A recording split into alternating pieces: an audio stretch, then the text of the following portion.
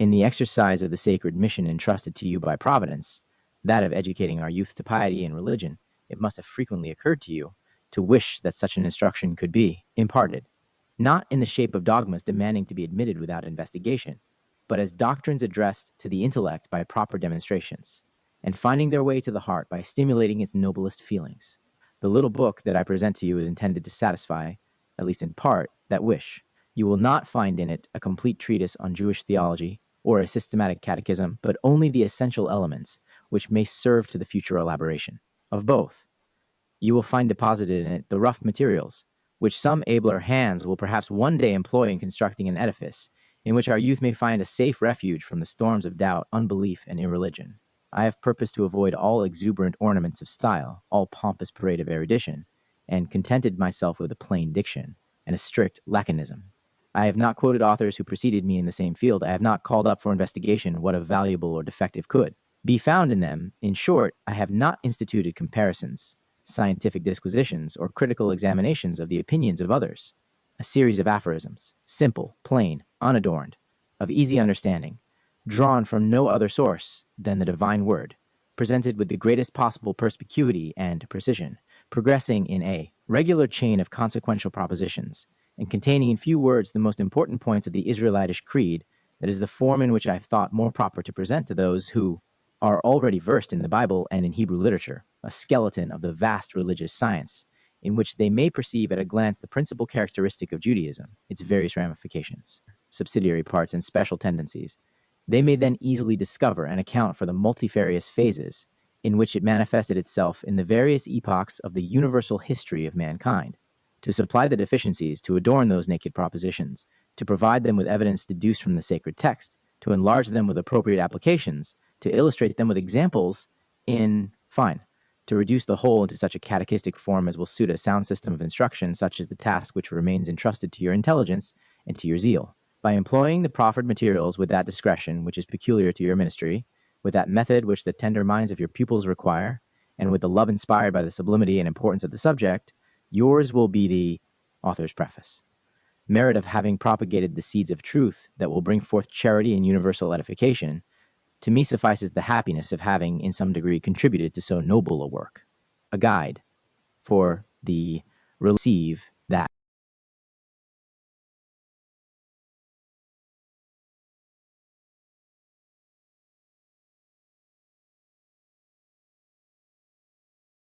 The parts of which it is composed undergo continually various modifications and successive changes, every one of them exercising some influence on the others, and receiving from them some alteration. This state of mutual dependence, in which the parts of the universe stand in relation to each other, leads us necessarily to conclude that none of them has within itself the reason or cause of its existence, but that all of them together depend upon a cause which is out of themselves, and through which they began to exist. The universe, then, has had a cause, an author. Second, this author of the universe, if he had not in himself the reason of his existence, must also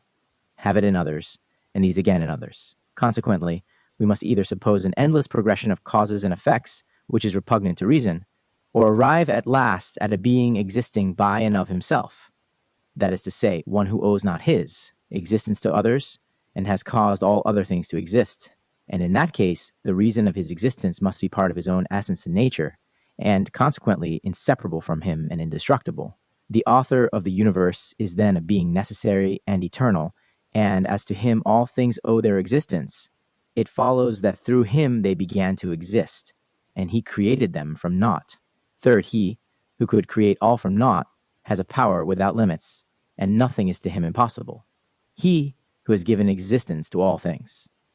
has also ordained the laws to which they are subject. He, who has ordained at his will the laws of nature, has also the power of changing or suspending them at his will. And lastly, he, who caused all things to exist, can alone keep them in existence, governing and directing them with ceaseless providence. And such continual action implies of necessity that he should know everything, that nothing should be hidden from him, and that in him error should be impossible. The author of the universe is then omnipotent, free, all-provident, omniscient, and infallible. Fourth again, whoever attentively contemplates the universe cannot help discovering, with ration in every part of it, a stupendous art, a constant order, a systematic correspondence of means to ends, which demonstrate that all has been, arranged on a predetermined plan and for a fixed purpose, to which all the particular dispositions developed in the course of the natural phenomena are exquisitely adapted. This order and this harmony, which manifest themselves also in all the progressive courses of nature, indicate a self-developing excellence and a tendency to an ever-increasing perfectibility, such as can only emanate from a cause infinitely intelligent and good. And as such qualities cannot be attributed to a being corporeal, because limited and subject to changes, it follows that the author of the universe is all wise and good, pure and immutable. Fifth, now, this being, necessary and eternal, whom the contemplation of the universe alone reveals to us as the author of everything, as omnipotent, free, all provident, omniscient, infallible, pure, immutable, all wise and good, is he whom we call God. Sixth,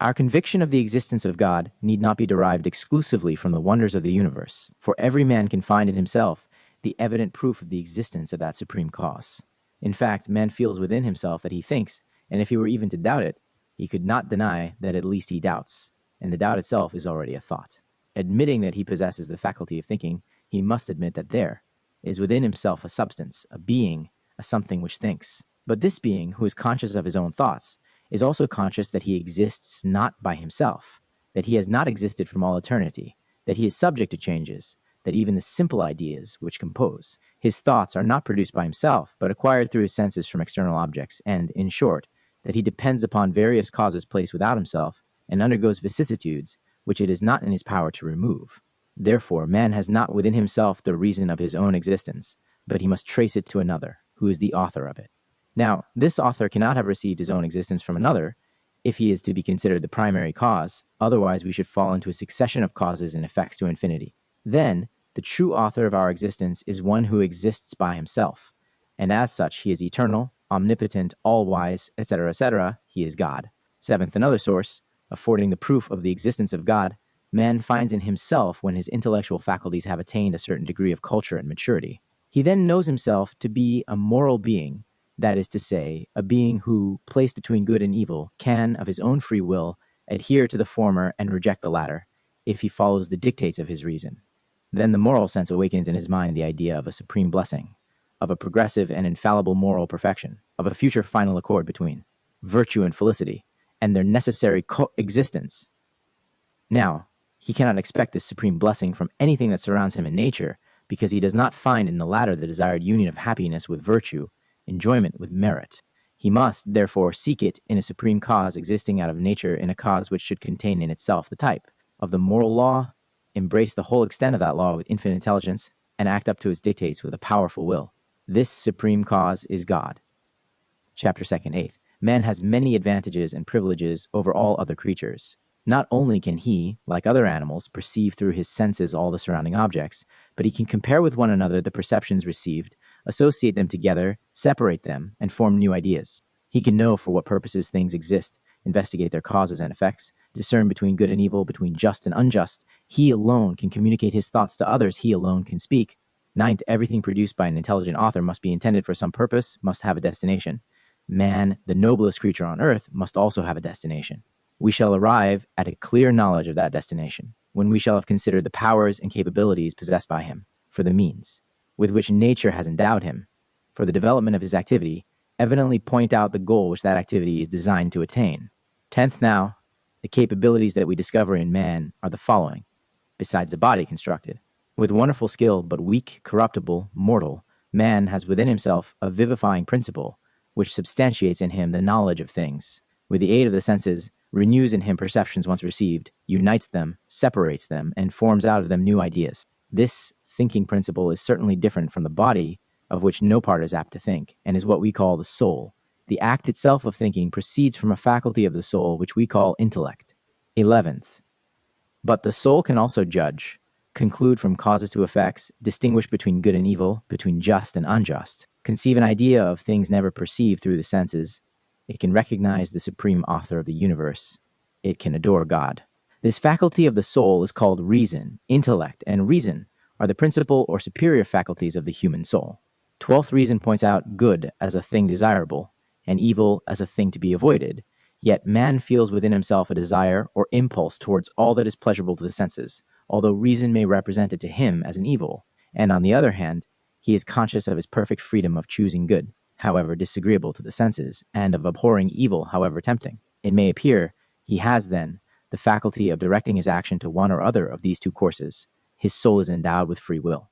13th, being endowed with intellect, reason, and free will cannot be composed of parts, because the operations proceeding from such faculties presuppose a comparison of various relations with each other, and a deduction of consequences from their principles, and these operations require such a unity and simplicity in their subject as are absolutely incompatible with the nature of matter, composed as it is of parts. The human soul is therefore a simple being, a spirit, and, as such, indestructible, immortal.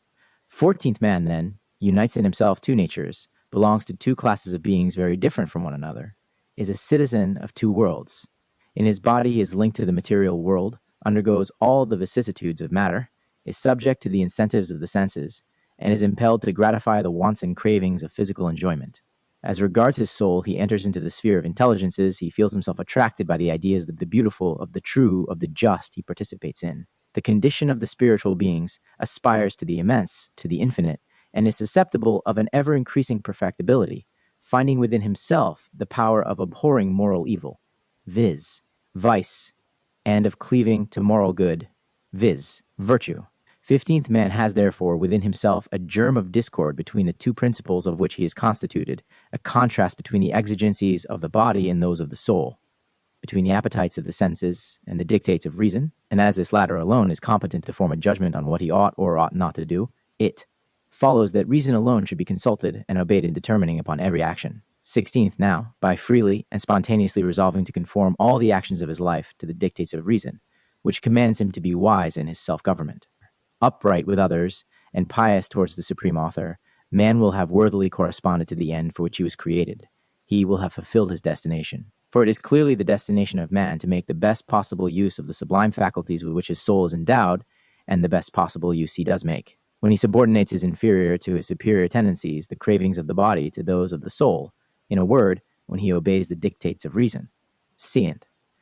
When man obeys the dictates of reason, an internal voice in his heart tells him that he has done right. He feels satisfied with himself, and is penetrated with a sense of true joy. When, on the contrary, he consciously infringes the laws of reason, he is not only deprived of that internal approbation, but an inextinguishable voice rises reproachful within his heart. He is no longer satisfied with himself, but feels uneasiness and perturbation. That internal voice, which judges man's actions and generates happiness or sorrow, is what is called conscience. 18th. But the human soul, when it concentrates itself within, has also the faculty of feeling the sense of its own individuality and perceiving that the state in which it is its own. By virtue of this sense, which we may call feeling, the soul is led always to desire its own welfare, its own happiness. Thence springs love or hatred, inclination or aversion towards an object, as this object seems apt to occasion pleasure or pain. But man, sooner or later, discovers that a true and permanent pleasure cannot be obtained through any of the physical enjoyments on earth, which he may not always be able to procure, or, when procured, leave after them weariness and disgust. He, consequently, cannot place in them his true happiness, and his internal sense tells him that there are other enjoyments of a purely spiritual nature which alone can satisfy the highest aspirations of his soul. The exercise of his moral duties, which, through his freedom of action, lies always within his power, and by which alone he can tranquilize his conscience and fully delight in self-contentment, is that which offers to his soul true and permanent enjoyment. That alone is worth desiring. Chapter 3, 19th. On man governing himself morally well in life, it becomes manifest to him, on the one hand, that his conduct, being conformable to the end for which he was created, must also be agreeable to the will of the Creator. On the other hand, that same internal sense, which prompts him to satisfy the demands of his own conscience, leads him, also, to elevate his mind towards God, and he feels at the bottom of his heart that he would be wanting in the principal element of his happiness, if he referred not his every thought to the author of his existence, twofold direction of the mind towards ends. God is called religion, a word derived from the Latin religare, for, as a moral being endowed with intelligence and freedom, man feels always a certain tendency to disengage himself from the physical order of terrestrial things, and to link himself again to the supreme cause from whom he emanated. XX. All the peoples of antiquity exhibited, in their successive developments, the aptitude of the human soul to entertain religion within itself. Nay, the necessity in which it finds itself to connect the exercise of moral duties or virtue with the supreme. 12. A guide for the religious instruction, source of all morality. In fact, God, in his infinite wisdom and goodness, wills nothing but what is good, and in no better mode could man ever manifest his gratitude to the author of his existence than by doing that which is agreeable to his will. Hence it is that whoever is true to his destination is said to be true to God, and he who is virtuous is religious. There is then in the human soul a natural disposition to religiousness or piety, and the history of all ages testifies that no people ever existed who, however rude and uncultivated, has not had some presentiment of the relations which bind the rational creature to its creator. Man is born to religion. XXI. This need for man to be religious constitutes the basis of faith, as man is said to know that which is proved to him by experience or by. These truths are now readily admitted by all well-thinking men. It was very easy and very amusing for the philosophy of the 18th century to ridicule the ignorance and superstition of the ancients, and to denounce the modern peoples which followed in the same direction, though by different tracks. But the true philosophy of the present age, which has penetrated deeper into the recesses of the human heart, has arrived at the double conclusion that a superior power has implanted therein certain elements which it is not in human power to remove, and that what is inherent in human nature cannot be combated, but must be wisely directed. Hence, modern civilization deals less than preceding ages in abstractions, and in its intellectual development, accepts religion as a starting point in the laborious but open walk, which leads to human happiness. The translator. The testimony of the senses, so he is said to believe that which is to him a real want, although it cannot be demonstrated to him either by experience or by the evidence of the senses. Knowledge is based upon objective, and belief upon subjective proofs. The existence of God, the providence with which he governs the world, the immortality of the soul, the excellence of virtue, the just expectation of a final triumph of good, and of an improvement and future perfection of the human condition, are truths which have their foundations in man himself. That is, in the nature of his soul, they originate in him, even without the concurrence of reflection, almost from an innate feeling. Of the heart, which impels him to admit them, they are founded on subjective proofs, and man believes them as necessities of his own nature. These religious truths are therefore called natural, and their disciples are said to profess a natural religion. Chapter 4th, Titwanta. Yet, notwithstanding the possibility for man to attain happiness by only following the voice of reason, experience has shown, in the most unmistakable manner, that natural religion is insufficient alone to guide mankind in the right path, to preserve him from error, and to regulate his life with constant conformity to his destination, under all circumstances and in all conjunctures. Such insufficiency is caused by various obstacles, presented by the same nature of man and the objects that surround him, and which prevent reason from exercising an absolute dominion over the heart, and naturally weaken its influence on human actions. Spaxi.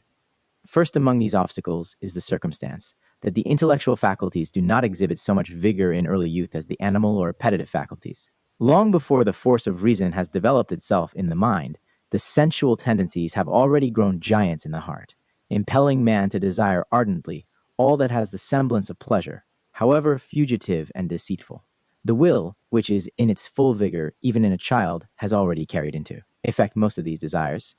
and has thus produced such a habit of grasping impulsively, and without reflection, at everything that presents itself in the aspect of an enjoyment, that reason often arrives too late to destroy the ascendancy gained by the lust of the heart and to claim its dominion over all man's actions. Besides,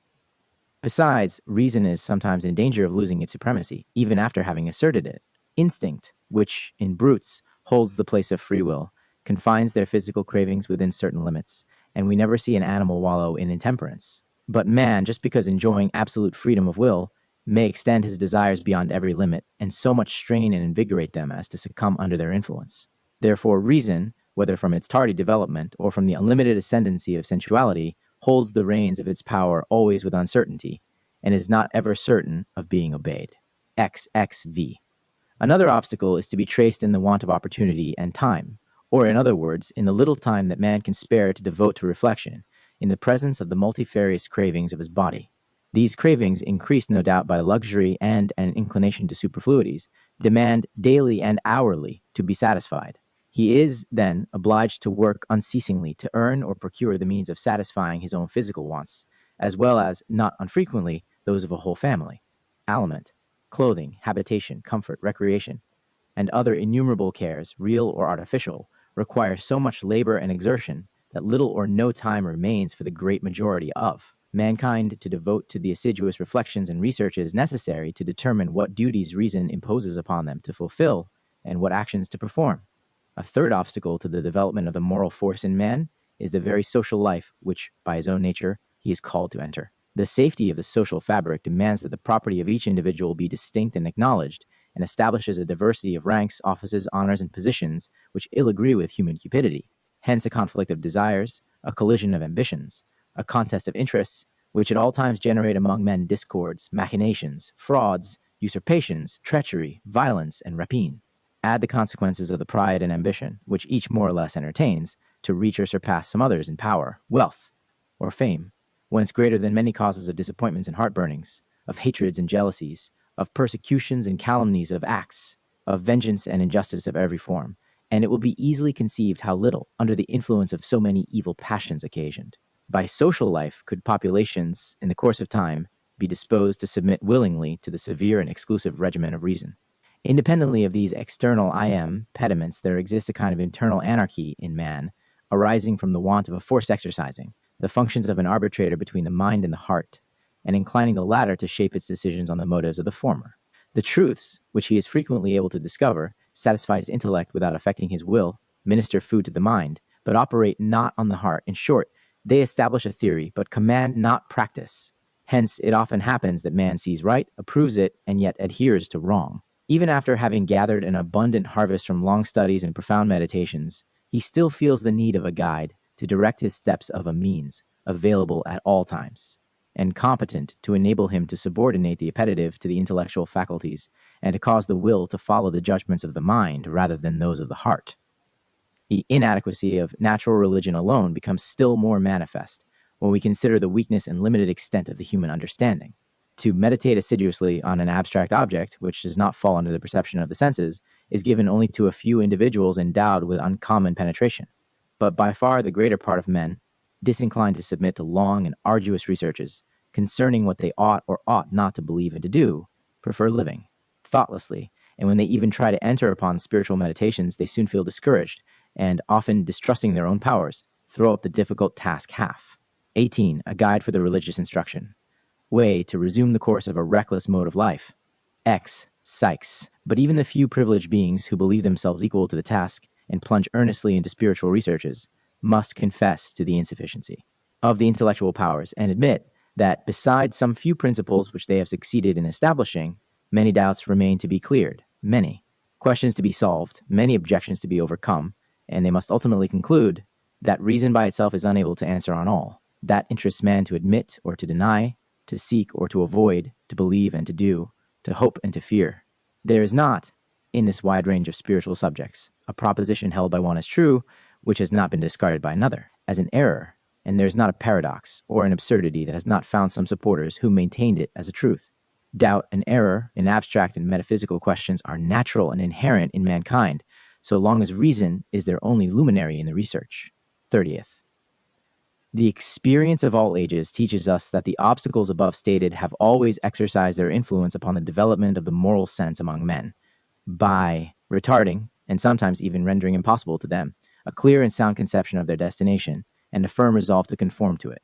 All the nations of antiquity, which, left to themselves, never received from without any spiritual and religious instruction, could never rise from the slough of sensuality and superstition, they sank deep in idolatry, and ultimately adopted creeds and practices abominable and repugnant alike to the excellence of reason and the dignity of man. On the other hand, all the nations that totally or partly succeeded in extricating themselves from a state of brutality and barbarism must acknowledge that not to the development of their intelligence alone they owe their regeneration, but to certain sublime doctrines originated in causes quite extrinsical from human nature, which, having found their way to them through a concourse of favorable and apparently fortuitous circumstances, were more or less readily admitted as notions gained from without, and by degrees engrafted, under various modifications, on their own primitive ideas. XXI. It being then almost impossible, or at least extremely difficult for man to arrive, through the sole action of the faculties inherent in his nature, at his intended goal, to shape his course accordingly, and thus to lay the foundations of his future happiness, it was necessary that an intelligence far superior to his own should come to his assistance, communicate to him some fundamental truths concerning his present and future life, enlighten his intellect, guide his reason, invigorate his will in the paths of truth, justice, and righteousness, and thus facilitate to him the attainment of his sublime destination. It was necessary that God himself should instruct him in what was C. Most important to know, manifest his will to him, and explicitly point out to him the way he was to follow, the obstructions he was to avoid, and the goal he had to reach. Man, then, was in need of a revelation. Chapter 5th, 20. This revelation was actually vouchsafed. It pleased the Supreme Being, through his infinite mercy, to manifest his will and make known some great and precious truths, which men would have vainly attempted to discover with the unaided operation of their reason. He chose to undertake, to a certain extent, the education of mankind. From the beginning of the world, God revealed himself to the first man, and he continued afterwards for many ages as his eternal wisdom, deemed proper to communicate to such individuals as were the worthiest among mortals the instructions which were afterwards to work the salvation of all mankind. Those instructions, which contain truths by far more comforting and sublime than any results which man could have arrived at through his own faculties alone, constitute the substance of revelation, and he who acknowledges their divine origin and conforms to them the actions of his life is called a professor of the revealed religion. X1 ta. That God has really revealed himself to some individuals of the human species is an historical fact, the truth of which is proved, like all truths of a similar order, by testimony and documents. But independently of the existing evidence, the possibility of such an act can be easily conceived by the human understanding when we consider that everything is feasible to the omnipotence of the Creator, and nothing is more consentaneous to his infinite goodness and wisdom than the blessed purpose of granting to human frailty an assistance calculated to lead the noblest of creatures to the attainment of the exalted end for which he was created. To conceive also the precise modes and forms in which such a revelation is effected or conveyed, it was given only to those elect who were themselves the recipients, and who are called prophets. But we can arrive at the knowledge of the principal characteristics which constitute prophecy, after we shall have placed in a clear light the essence and the final object of revelation. Ive. All the revealed doctrines may be reduced to one fundamental principle from which they originate, and on which rests the whole edifice of revelation. This principle may be expressed as follows. Besides the general relation of dependence existing indistinctly between all creatures and their Creator, there is a relation more intimate and special between God and man, a relation of a spiritual and sentimental nature, arising from the circumstance of the latter being created in the image of God, by virtue of which man is not subject exclusively to the blind government of the physical laws of nature, but almost independent of them. He walks under the immediate influence of his celestial Father. This independence, however, cannot be accomplished before he has succeeded in subduing his sensual appetites, and has bent them to follow the divine direction. Thus acting, he will not remain a passive spectator of the vicissitudes which accelerate or retard the fulfillment of that which the divine wisdom purposed as the final aim of the creation. But, through the immortal spirit transfused in him, he will feel impelled to take some active part in the great work of the ultimate universal perfection, and to associate his own will to the will of the Creator. XXV. The relation between God and man is a tie of love. God being goodness itself, this finds a more extensive field for its manifestation in the rational creature than in any other. On the other hand, man, possessed of a spiritual soul, is superior to matter, and is capable, more than the other terrestrial beings,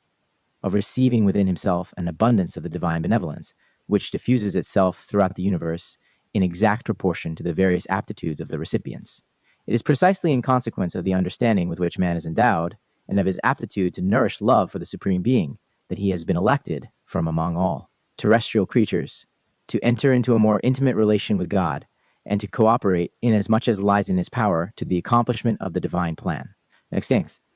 The plan of the Creator is immeasurably profound, and therefore inscrutable. Nevertheless, insofar as it is permitted to the human mind to penetrate it, and as it has pleased the divine mercy to reveal it, we know with certainty that it is all directed to diffuse happiness and beatitude over all creatures in proportion to their respective capabilities of participating in them, and to guide all beings towards that end, which in the scheme of the universe was preordained by the infinite wisdom as the best. Now,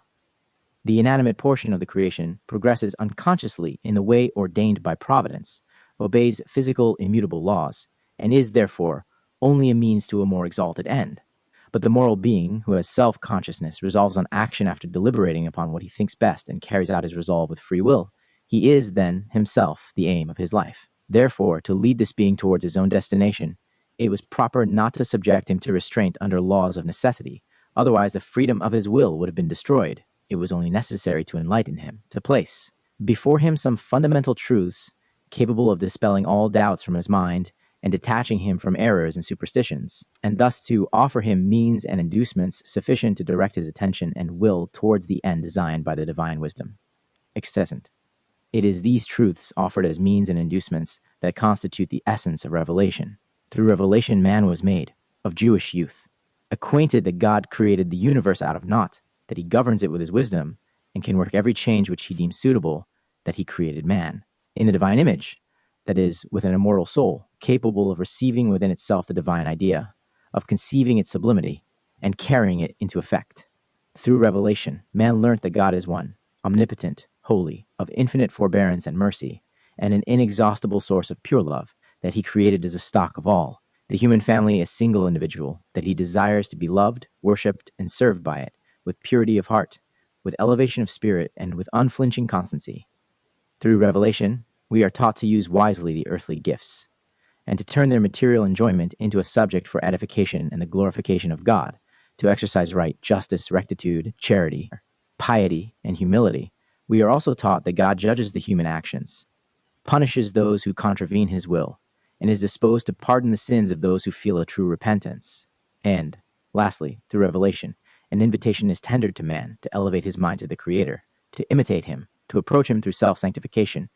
and a perspective is opened before his mind's eye of an interminable future beatitude beyond the grave, as the ultimate goal of his longings, and a just reward to his virtuous conduct.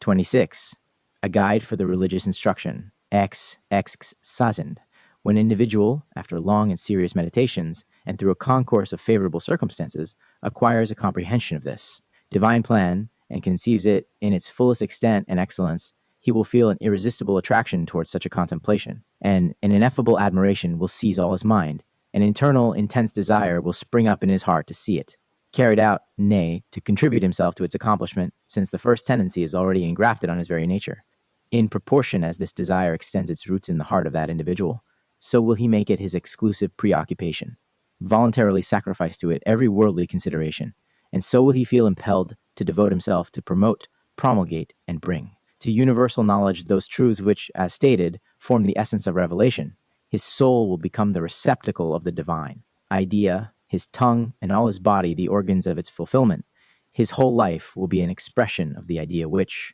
pervades him. He will feel within himself an irresistible call to constitute himself of his own authority, and without any regard to worldly powers, a preceptor to mankind, an advisor and censor of all, a supporter of right and virtue, a herald of truth, and a defender of the cause of God. He will defy every obstacle with unbending spirit, will employ all his powers, physical and moral, to the attainment of his aim, and sometimes he will end by becoming a martyr to his holy project. In short, his will becomes identical with the will of God.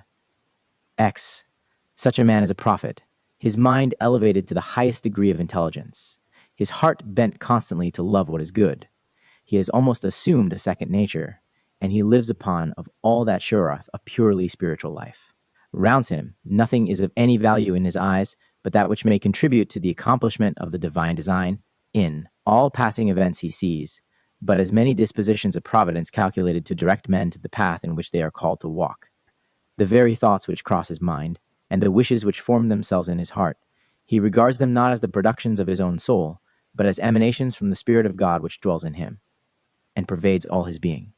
Such a mode of viewing things is, after all, not a mere effect of his imagination, but a true reflex of the influence that actuates this man, an influence springing from the fact already stated, that his will has identified itself with the will of God. Hence the prophet is called a man inspired by God, for it is the divine spirit that pervades, agitates, and directs him. It is the divine spirit that found in him an instrument for its operation, an organ for its manifestation, a medium to carry out its high designs, a representative of God on earth, who shall recall men to their divine origin and lead them on to their ultimate destination. XL. From the foregoing exposition of the characters of prophecy, it will appear obvious that those are greatly mistaken who think that the exclusive or even the principal ministry of the prophet consists in foreseeing and foretelling future. The prophet may occasionally find it events necessary to his ends to predict some events, which he does by virtue of the divine spirit infused in him,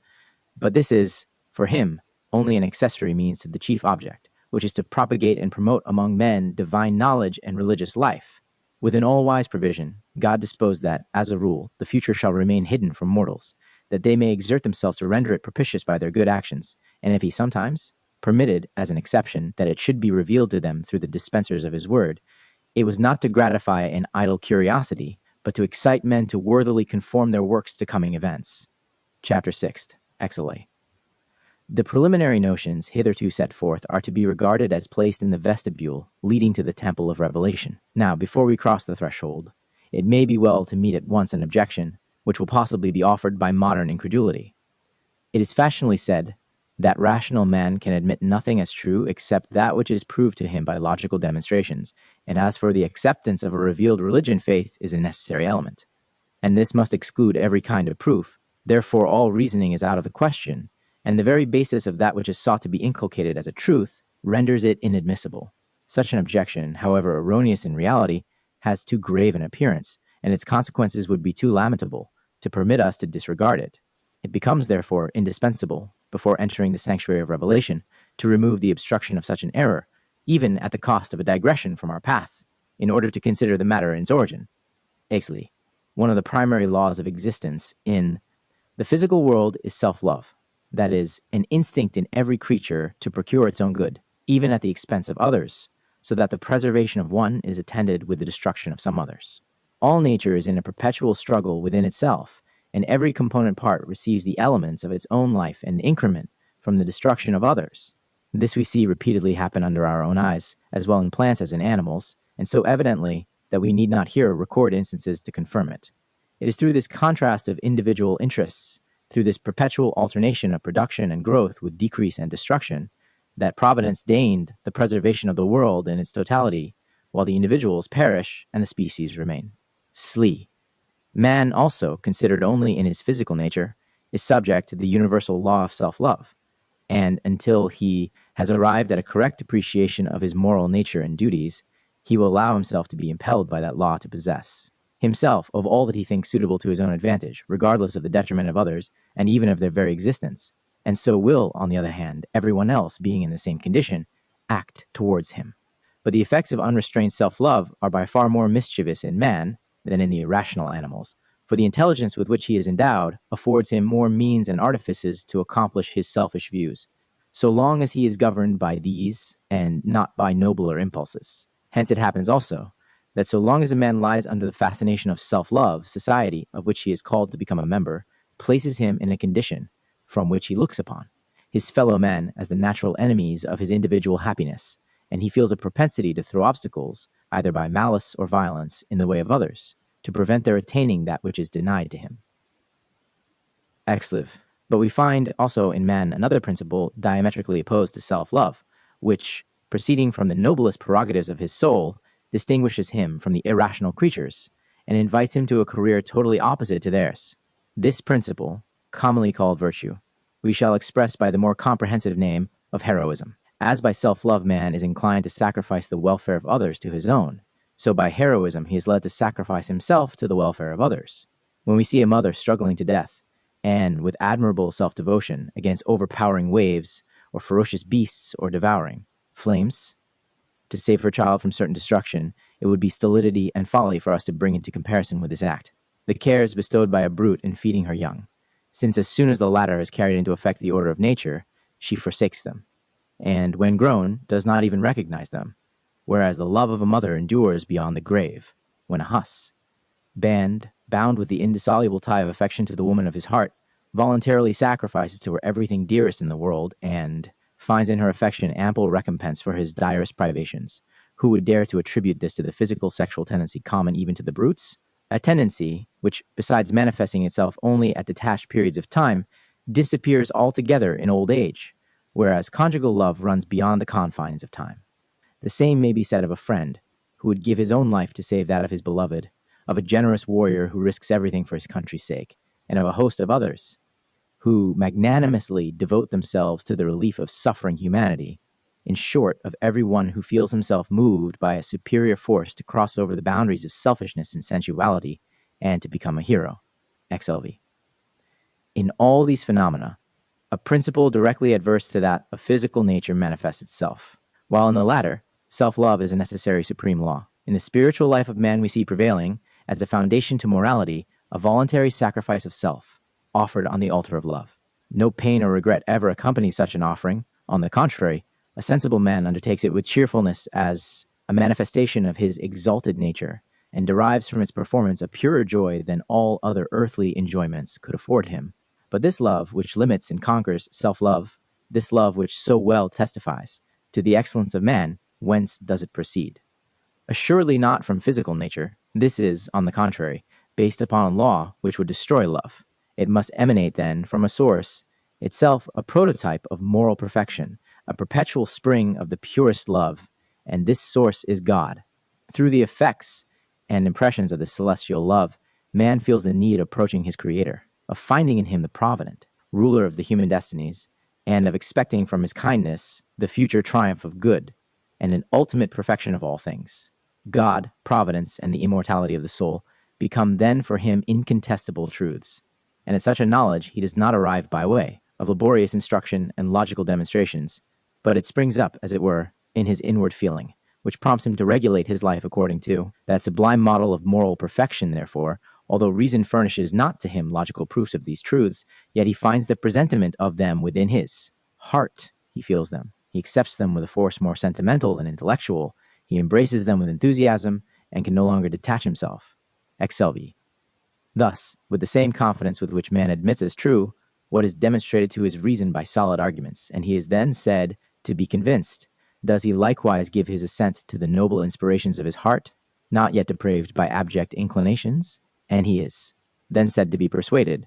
Thus there are two kinds of truths, equally ascertained, and therefore equally admissible, the one proceeding from intellect and called rational truth, the other formed in the heart and called moral truth. The source of the latter might also properly be called good sense, which in fact acts, in many circumstances of life, in lieu of pure reason. A man endowed with good sense, and who has not yet become a slave to sensual appetites, will not doubt for a moment, even without having ever been acquainted with the proofs that lying, calumniating, blaspheming, false swearing, robbing, murdering, betraying friendship, country, or honor are culpable and abominable actions. Other truths based on good sense are also the following: the faith we have in friendship, in the rectitude of those who administer justice, in the fidelity of a beloved object,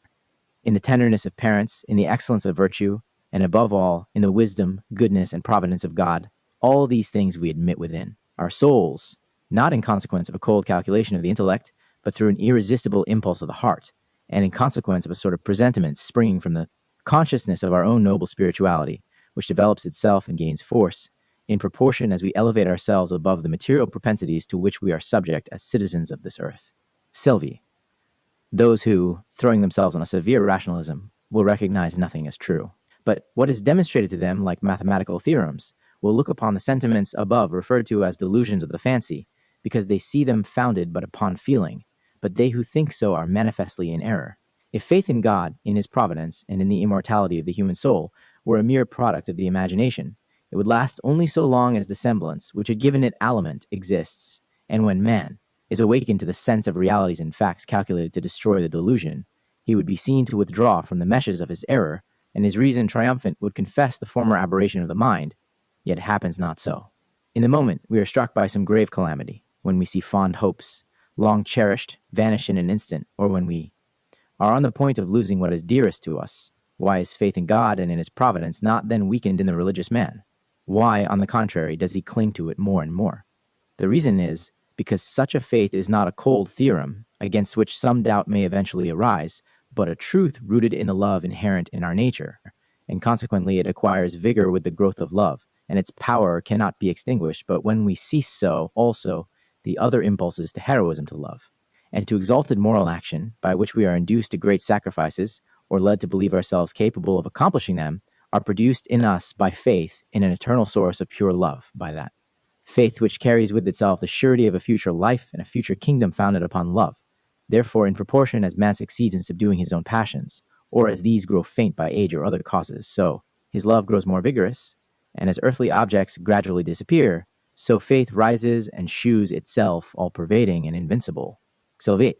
As a condition indispensable to the entertainment of faith, we have already insisted on the necessity of previously freeing the heart from the sway of the sensual appetites, and it is, not without a grave reason, for therein precisely consists the secret of the solution of the great question agitated in all ages between the so-called rationalists and the supernaturalists. Intellect and reason are rays from the divine wisdom, bestowed upon man to assist him to discern between true and false, between good and evil. But such a function is not exercised by those faculties with an absolute power over the human will. They, on the contrary, are subservient to such desires and passions as have acquired a preponderance in the heart.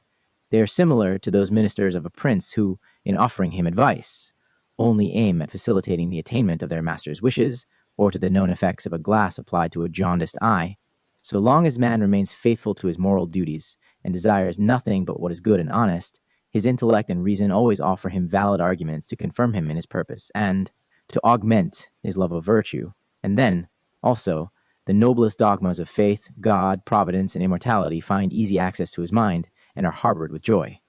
But if depraved propensities have corrupted his heart so that his aspirations are in a wrong and base direction, then these same faculties become ministers to the predominant passion and suggest to man sophisms, fallacies, and specious subtleties, whereby to disown that which he heretofore respected, to upset the edifice of his faith, to lull his conscience and quiet remorse, to excuse his weaknesses and break through every restraint, and thus to warrant every kind of fault and vice. Hence it is that the knowledge and discernment of what is true or untrue in the moral world depends, in a considerable degree, upon the practice of good or evil. Hence it is that the judgments of the mind are modified by the inclinations of the heart, and that virtue opens the way to faith, and vice is the author of infidelity. Exlix.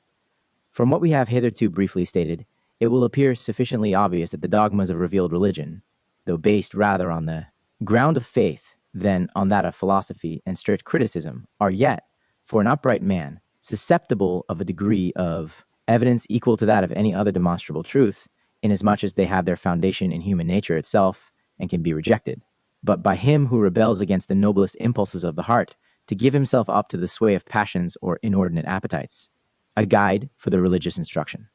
One of the features which most enhances the value of religion is precisely this, that it is the product not of transcendental devices of the mind, but of faith in God, itself springing from love, and that consequently it is not originated by the intellect, but infused by divine grace. Thus we see every day, in our own experience, that the loftiest thoughts of virtue and heroism are not suggested to us by a long and laborious chain of syllogisms, but break upon us unexpectedly as inspirations of the heart, truly considering the divine spirit dwelling within us, and which we have but to harbor carefully. They break upon us like inspirations of heaven. Having, as we hope, satisfactorily disposed of the objection usually put forward by the so-called rationalists, we shall now proceed to relate the modes by which divine revelation historically came into actuality. Chapter 7th. L. The benefits which the eternal wisdom had determined to confer upon mankind through revelation depended, however, on a condition without which they could never have been realized. It was necessary that men, on their part, should be inclined to receive the bidding addressed to them, that they should direct their attention to, the truths to be gradually promulgated to them for their own advantage, in short,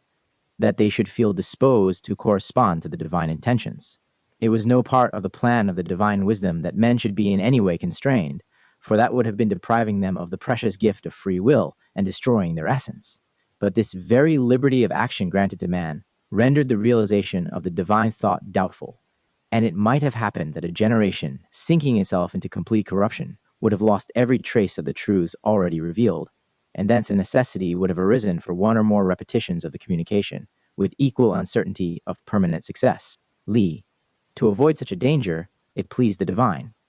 A guide for the religious instruction. Mercy to found upon earth a permanent institution of an exceptional, wonderful, almost preternatural character, through which the preservation of the principal doctrines that form the substance of revealed religion could be ensured to mankind. As seeds of rare and precious plants are preserved with care, that the species may not perish, so the ruler of providence designed to establish among us a repository wherein to keep the germs of all that which concerns man's spiritual life, and he so ordained that they should be there jealously guarded, and with particular diligence cultivated, in order to bring about their slow and gradual but sure propagation among all the individuals of the human family. This provision is a most luminous proof of the unbounded love and mercy of the divine artificer towards the rational creature, to whom a powerful assistance is thus offered to attain his noble destination, without in the least impairing his liberty of action. Such a provision consists in God having chosen a small portion of mankind to be a medium for and co-operator in the grand work, and having entrusted to it the special important mission of perpetually preserving within its pale the principal dogmas of revealed religion, of keeping always alive on earth the remembrance of that relation which was established from the beginning of creation between the Creator and the human family, and, in short, of contributing with all its might to the practical realization of the divine idea, the chosen few had consequently to propose to themselves, as the goal of their career, the defense of the sacred deposit entrusted to them from all attacks that might be directed by malice, ignorance, or superstition. They had to promote the propagation of the notions of monotheism, of the divine origin of man, and of the duties incumbent upon him to practice justice, charity, rectitude, and piety. They had to protest incessantly against polytheism and against all and every idolatrous and superstitious creed as adverse and injurious to the development of the principles of revealed religion. They had to confirm these theories by making themselves the exemplars of a religious life and by bearing witness to them when necessary. By their own martyrdom, they had thus to become the effectual instruments to the gradual diffusion throughout the world of those elements of truth, of virtue and happiness, calculated to bring forth the ultimate and universal perfection of mankind. In order that the individuals charged with such a grand mission should be competent effectually to fulfill it, it was necessary that they should themselves have been always free from the pernicious influence of the errors and corruption which had already spread almost throughout the world. It was necessary that their minds should have remained unpolluted by the notions of the extravagant and degrading idolatries, which were in practice among almost all the ancient nations, and that their hearts should have remained untouched by the contagion of universal depravity. The soil to which any seed, however good, is to be committed would never respond to the expectations of the husbandman if it were not cleared from weeds and thistles. Those individuals had therefore to be drawn aside from the general society of men, and from their infancy educated and prepared, so as to receive within their virgin souls the seeds that were afterwards to produce in them, and through them the spiritual regeneration of all mankind. But here another difficulty presented itself. Who would have undertaken the charge of watching over those individuals from their infancy, and keeping them in such an isolation as to make them inaccessible to the general depravity? It was then necessary to begin by a single individual, whose descendants should receive from that stock the education capable of fitting them for their future mission. The providential measure once decreed, of selecting an individual as guardian of the revealed truths, and making him the father of a posterity whose duty was to preserve them and to make them fructify, it remained only to determine the selection of the person. And here it is obvious that not a capricious hazard, not an indulgent predilection, but only a strict justice and wise impartiality could determine the important choice. Whoever would have aspired to such a glory, and everybody could have aspired to it, by no other means could he have attained it than his own merits. Such a man must have, of his own accord and spontaneously, withdrawn himself from the general current of depravity, opposed by his own impulse the absurd ravings of his contemporaries, displayed a lively attachment to virtue, and a steady abhorrence of evil, cultivated, above all, justice, charity, and righteousness in his every action. That man must have thrown off the subjection of the senses and all cupidity of earthly things, and, almost assuming a second nature, have soared towards the eternal source of truth, the creator of the universe, offering as a sacrifice to him his own dearest personal interests, and, if required, his life itself. Chapter 8. LV.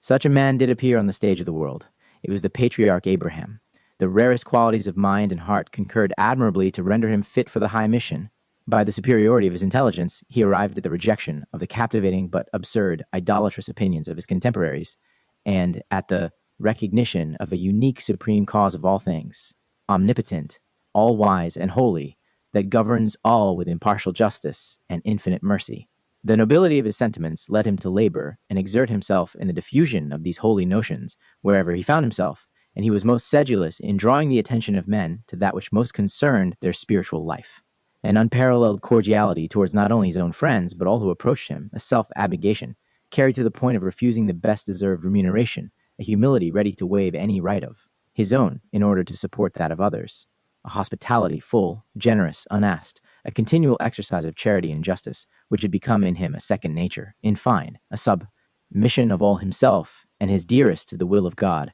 Such was the character of that celebrated luminary of antiquity, of that man truly divine, of that exemplar of sublime virtue, LVI. Although so many preeminent merits indisputably assigned to him the distinction we have pointed out, yet the divine wisdom decided to subject his constancy to various trials, with the view of making manifest to the world the excellence of that virtuous character and the justice which dictated the choice. In the continual antagonism between the material and spiritual interests involved in the events of his agitated life, he had opportunities to display the noblest firmness in causing the latter to prevail. Involuntary peregrinations, conflicts with foreign potentates, domestic discords, dangers, hazards, hopes deferred, and promises well nigh forgotten, became to him so many occasions for the exercise of the highest virtues, and last, the holy resignation with which he prepared to immolate his beloved son, thinking thereby to respond to a divine bidding, raised his glory to an unapproachable summit. If the other deeds of his edifying piety caused him to be appointed a herald of the true religion, this last heroic act brought down upon him the greatest blessing in the shape of a promise that even to his remotest posterity would be extended the mission of jealously preserving the revealed truths and effectually cooperating in their propagation, so that through that posterity would be blessed all the families of the earth. Elvi. Abraham's vocation marks a luminous and highly interesting epoch in the history of humanity. It was the commencement of the execution of that plan of education of mankind, which, conceived since the beginning in the increate mind, came by means extraordinary, yet consistent with the natural course of earthly events, to diffuse itself gradually and to acquire a progressive force among the various ramifications of the human family. In that vocation, we perceive the first threads of a wonderful tissue of events, as well in the physical as in the moral world, which went on preparing a slow but always progressive development of the human intelligence, and will go on to produce ultimately the full final accomplishment of the same primitive plan, so grandly conceived. In fact, in the very act of electing this patriarch, God revealed the ultimate object of the election by saying that he chose him,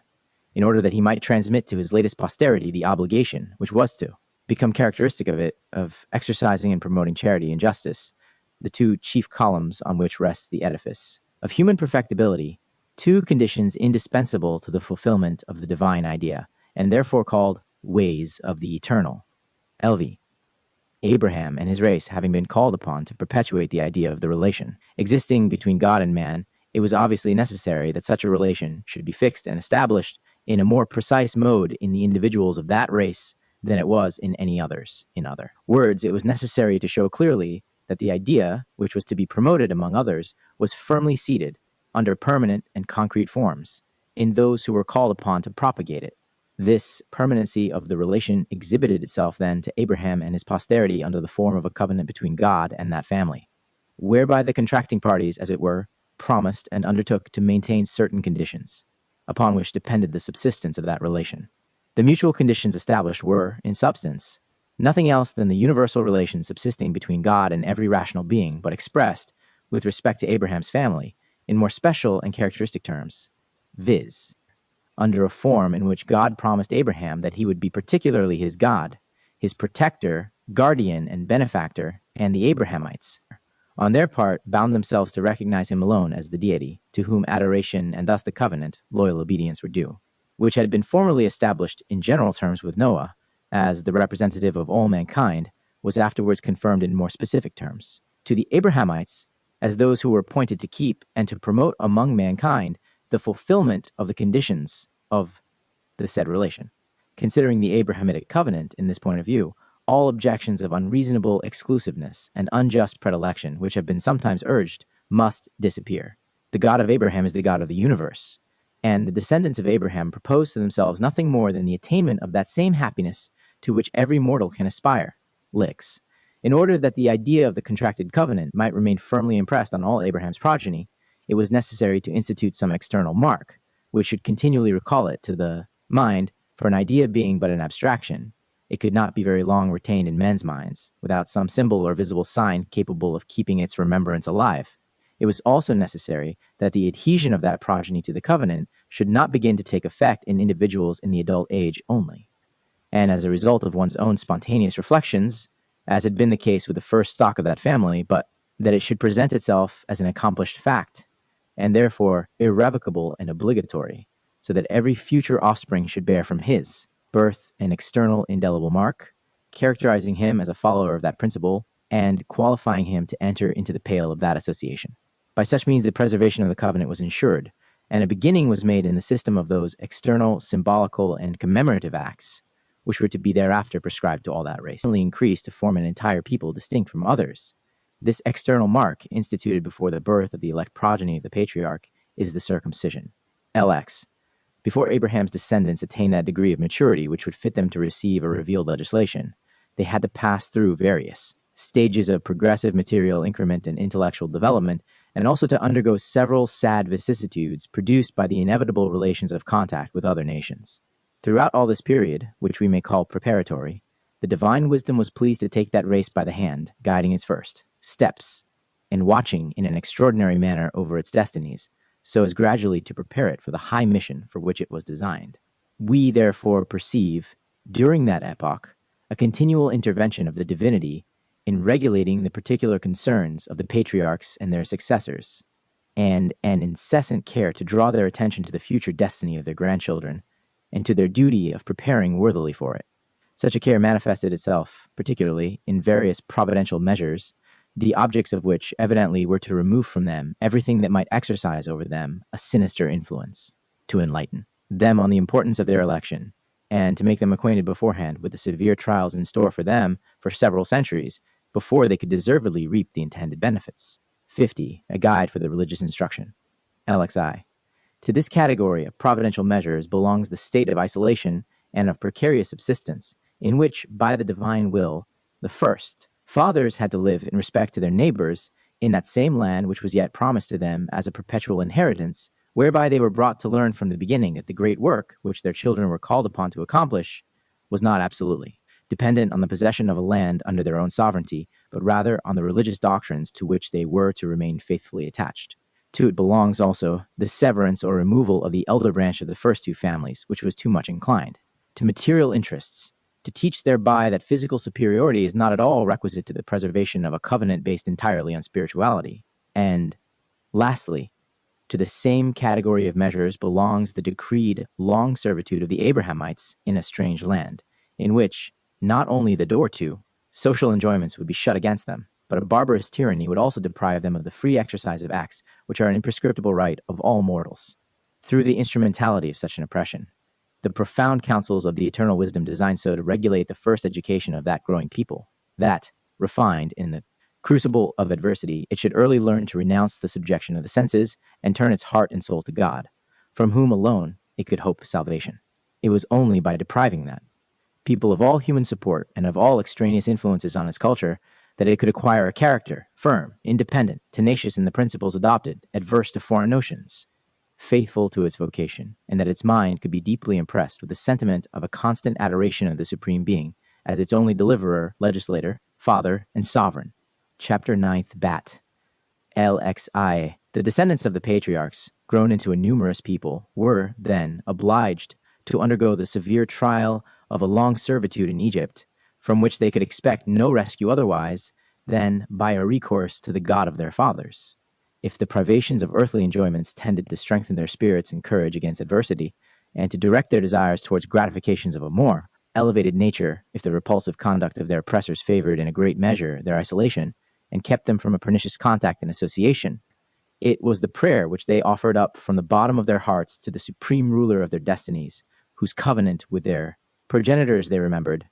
It was that prayer that hastened the termination of so severe a discipline, and drew near the epoch of their glorification. A fit instrument only was wanted, through which the deliverance should be effected, an organ to communicate to the people the divine laws, a medium for the new solemn covenant which was to be proclaimed between God and Israel. This elect, from among all mortals whose noble character, resplendent with all human virtues, was heightened by the true grandeur of an unexampled humility as the holy legislator Moses, the divine man, the faithful expounder of the will of God, the first link of the glorious chain connecting the human family with its maker. He was appointed to deliver miraculously the Israelitish mass from the yoke of Egypt, and to lead it to the skirts of a mountain, where the grand act of the revelation was to be accomplished. Before imparting that revelation, the divine wisdom vouchsafed to declare to the people at large, in brief but clear words, the ultimate object intended to be attained by such an institution, and the principal condition conducive to its realization. Therefore it was that God began his communications by saying to Israel, through Moses, I have brought you unto me a concise and sublime sentence, which comprehends in itself the whole system of revealed religion, for the recognition of the intimate relation which brings the rational creature near to its creator is the true goal of man's destination. He added that To facilitate the attainment of that object, he had adopted the means of electing a small portion of mankind to be his missionaries, that he wished, therefore, to form of them a sacerdotal kingdom, that is, a class of persons, who, as priests of God, should watch over, conserve, and promote spiritual interests upon the earth, and that, in consequence of the gravity of such a task, he required of them that they should become a holy people, that is, a people, peculiarly devoted to self-sanctification, which substantially consists in imitating, in as far as human nature permits, the divine perfections or virtues. Elexive. The awfully solemn act which succeeded this preliminary manifestation is the most portentous event to be found in the annals of the world. 2 millions of persons, ranged around the skirts of a mountain, witness a majestic supernatural vision, and amid thunder and lightning, dense vapor and blazing fire, the whole, ground trembling and the mountain echoing, a sonorous voice from heaven descends on the terrified ears of the people, and carries distinctly and unmistakably to humanity the high message of God. By the pomp and circumstance which attended the glorious scene of the first revelation, God was pleased to afford an incontestable evidence of the truth and divinity, not only of the doctrines which were then and there being revealed, but of those also that were to follow. The unimpeachable testimony of the senses of a vast multitude, brought to bear upon the first and fundamental communication, was capable of producing so full and lasting a conviction in the minds of the numerous hearers as to remove for the future all doubt as to the divine origin of revelation, through an immediate sensible perception, which by its nature carries the most irrefragable certainty Israel, then received from God himself the first, dictates of a religion, of which that people was to become the professor, conservator, and propagator in perpetuity, and equally convinced of the true mission of its leader, Moses, it naturally accepted from the latter all subsequent instructions, as laws emanating from the same divine source. LXV. The word of God pronounced in that memorable instant, and known since under the name of Decalogue, or Ten Commandments, could not, however, embrace the whole sum of religious truths that were intended to be revealed, because it would have been humanly impossible to the people to persist in that extraordinary state of intimate spiritual or prophetic relation with the deity till the end of all the revelation. Therefore, the Decalogue exhibits only some fundamental points, which, from their importance, deserve to be more prominently impressed. It marks the outlines of the foundation upon which the edifice of revealed religion was afterwards to be raised. Yet, although the promulgation of the entire divine code was a work reserved for the blessed legislator Moses, the 10 Commandments present, nevertheless, a compendious but complete system of institutions, referring to all those social and religious subjects which most interest mankind. In fact, the 3 relations of man towards his creator, his fellow man, and himself are traced in the Decalogue in a masterly manner, classified according to their order, and elucidated by placing prominently forward one culminating point, which serves to determine their true character. Such is the wise economy of all revealed laws, that generally avoiding abstractions, they select as a standard one special case of the most interesting, and leave it to the care of the human understanding to generalize and deduce from it universal theories. Consequently, on analyzing the 10 emanations of the divine will, we must transfer mentally each of them to the class of duties to which it belongs, and consider it as intended to represent all that class. The author has already informed us that he confines himself, in this book, to the enunciation of principles, and leaves to teachers the task of demonstrating, developing, and applying them in nevertheless, as this proposition recurs course of instruction more than once in these pages and contains a very important principle, it is perhaps desirable for the general reader to offer here an elucidation by the following examples of its application. We are taught, if thou meet thine enemy's ox or his ass going astray, thou shalt surely bring it back to him again. We are to understand that the lesson thereby conveyed is not confined to the particular case named, but that we are commanded to cast off selfishness and to extend our kindness and charity even to enemies, actively exerting ourselves for the assistance and benefit of others whenever opportunities offer themselves in our everyday life. Again, we are enjoined, thou shalt not curse the deaf, nor put a stumbling block before the blind. We are clearly to conclude therefrom that any act of treachery, in itself already detestable in the eyes of God, becomes doubly so when directed against the unconscious and the helpless, and a very wide range of treacherous actions would, therefore, come within the meaning of this prohibition. The paramount importance of this hermeneutical rule will be my apology for having dilated on a point, which must be already well known to biblical students. The Translator. Chapter 10th. Lex V. The first commandment, which regards the relations of man with God, lays down that the acknowledgement of the Supreme Being is the basis of all the revelation, and gives us to understand that such a conviction, then, began historically to manifest itself on earth, taking root first in the people of Israel, whom therefore the deity addresses, saying, I am the eternal, thy God, signifying by the alone acknowledged hitherto. It also establishes the immutable eternity of the absolute being, conveyed in the etymology of the ineffable name. Next, his indivisible unity, indicated in the word El, which denotes the sum of all the powers and the aggregation of all the attributes in one, and the same text proceeds then to same essence. Arouse the feelings of gratitude, which must bind especially this people to the powerful hand that had delivered it from ignominious servitude. And this involves the obligation in the same people of devoting itself entirely to God and subordinating all its tendencies to religious feeling. The last two words of this text allude to one of the great principles on which revealed religion rests, the eternal, having thereby proclaimed not only the individual equality of all the Israelites before the law, but also the personal liberty of all men, which principle, being regulated according to the true idea of right, becomes the fundamental basis of civil society. The worship of the only God, coupled with the absolute rejection of every form of idolatrous and superstitious creed, forms the subject of the second commandment, which completes the portion of the Decalogue regarding the relations of man towards the Creator. It severely prohibits every kind of idolatry, both that which substitutes for the true God false and imaginary beings, or even beings real but contingent and created, and that which would associate in his worship a veneration for others, under the title of mediators or protectors. It then interdicts the making of any image whatsoever,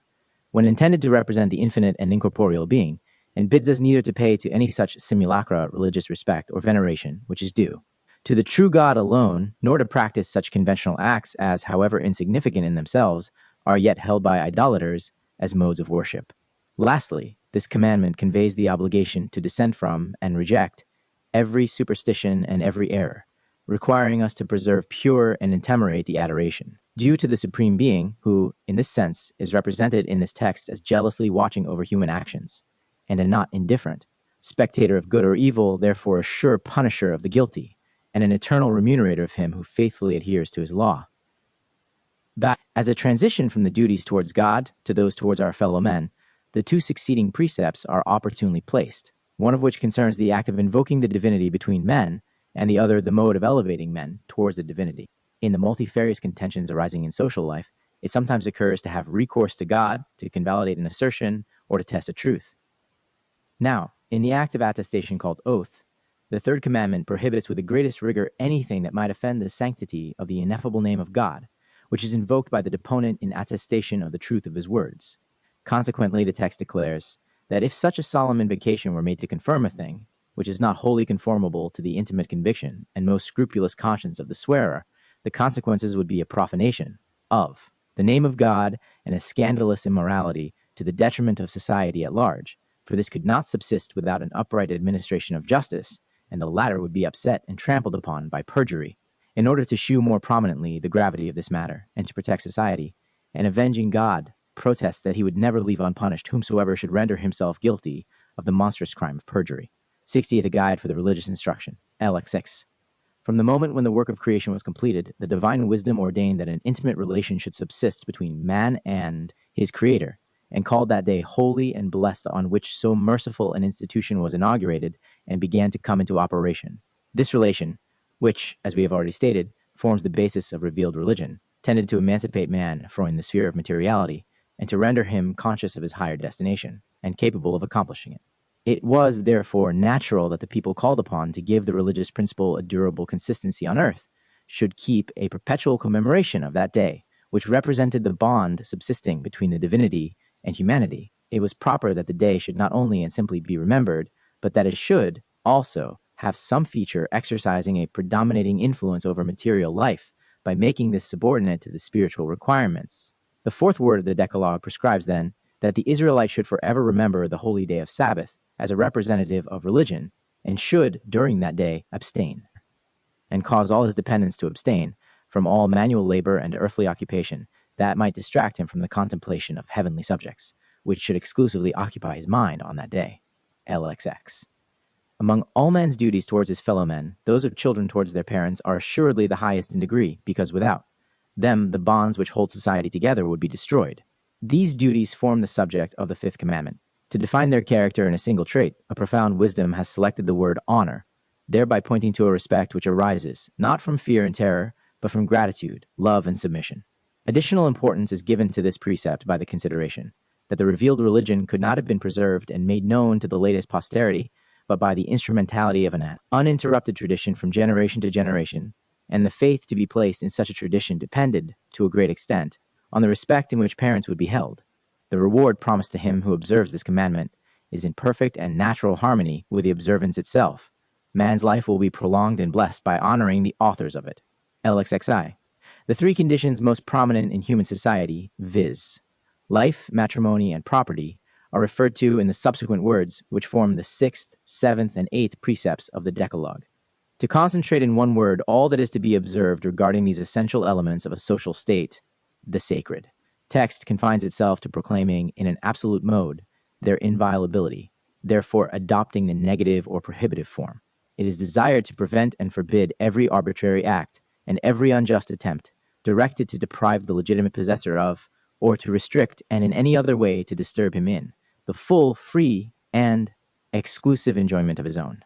To respect the life, the conjugal bed, and the property of others is to consolidate the bonds of society, to pay homage to the eternal principles of justice, upon the practice of which God willed that the preservation and prosperity of mankind should depend. LXIA.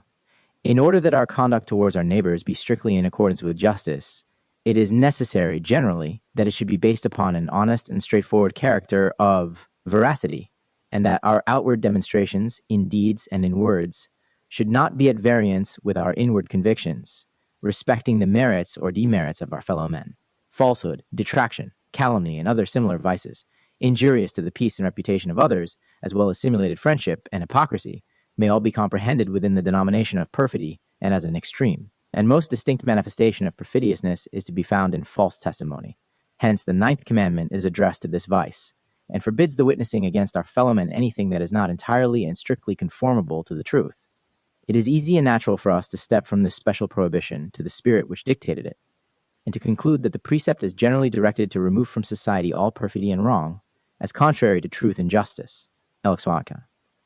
A certain involuntary or instinctive desire of that which is pleasing is in human nature itself, but this vague and voluble feeling may, by deliberate reflection, convert itself into an act of free will, and, eventually increasing in strength, become a vehement affection, an uncontrollable passion. Now, so long as that feeling does not pass into an act of appropriating the thing desired, human law cannot deal with it. But divine law, which has for its object the internal perfection of man, steps in to regulate the movements of the heart when they are accompanied by a deliberate will of possessing. Therefore, the 10th and last commandment of the Decalogue, which refers to man's duties towards himself, aims at the human will and prescribes limits within which the desires tending to procure possession should be confined, forbidding specially to covet that which belongs to others. It is not thereby intended to absolutely prevent the formation of a natural wish, but it is directed to confine it within just limits, that it may not expand and be transformed into a usurpation. Chapter 11th.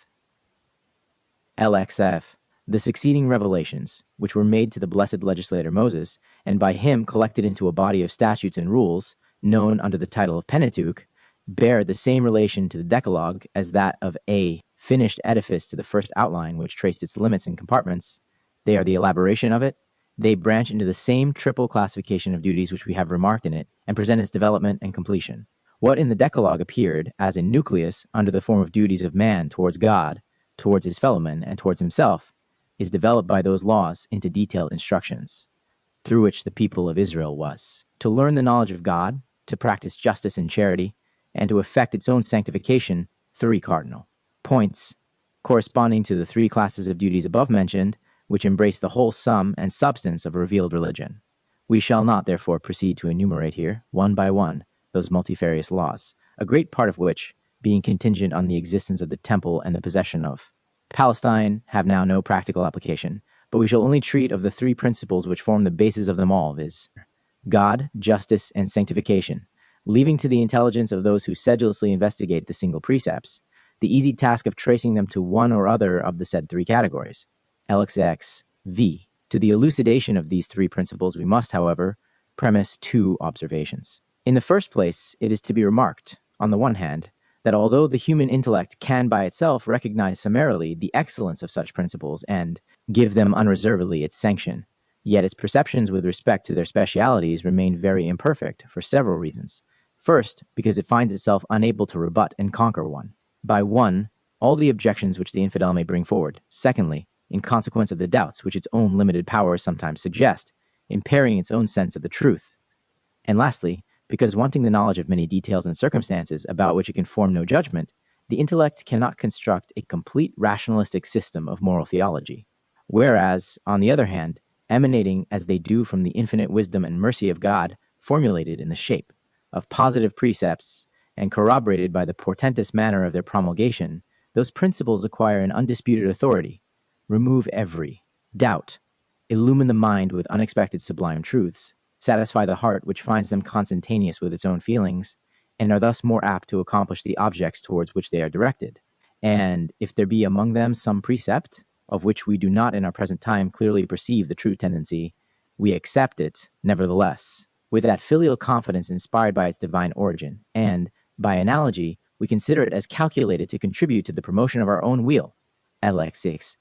In the second place, it is necessary to distinguish in the aggregate of this revelation the universal theories applicable to and concerning all mankind from the special prescriptions obligatory only on those to whom they were addressed. Generally, all the children of Adam are bound to know God, to practice justice, and to procure their own sanctification. Such duties are inherent in human nature itself. They correspond exactly to the destination of man, and none can exempt himself from them without rebelling against nature and the sovereign author of it.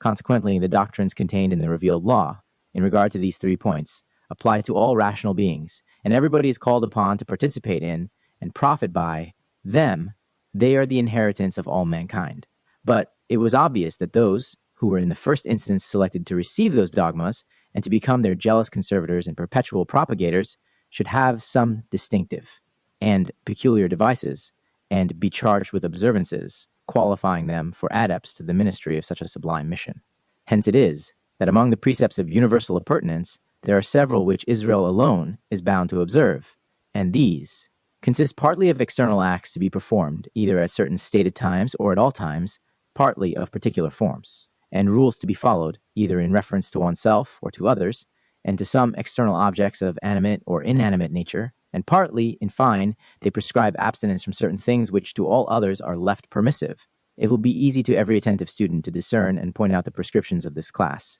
As their very nature is sufficient to characterize them, we shall have, however, occasion to mention them, after we shall have endeavored to place in a clear light the 3 principal articles of the Revelation. Chapter 12. LX 7th. Immense efforts have been made by human reason to elevate itself to the conception of the deity, to demonstrate his existence, and to deduce with solid arguments his principal attributes. Yet even that quantum which human reason believes to have succeeded in establishing on this exalted subject has always had to encounter in the fields of proud philosophy tenacious, or rather pertinacious, adversaries, whereas revelation, extricating man from the labyrinth of transcendental abstrusities, presents him at once with a well-constructed system of theological science, which he has only to receive within his bosom, to lead a happy life on earth, and attain his true goal beyond the grave.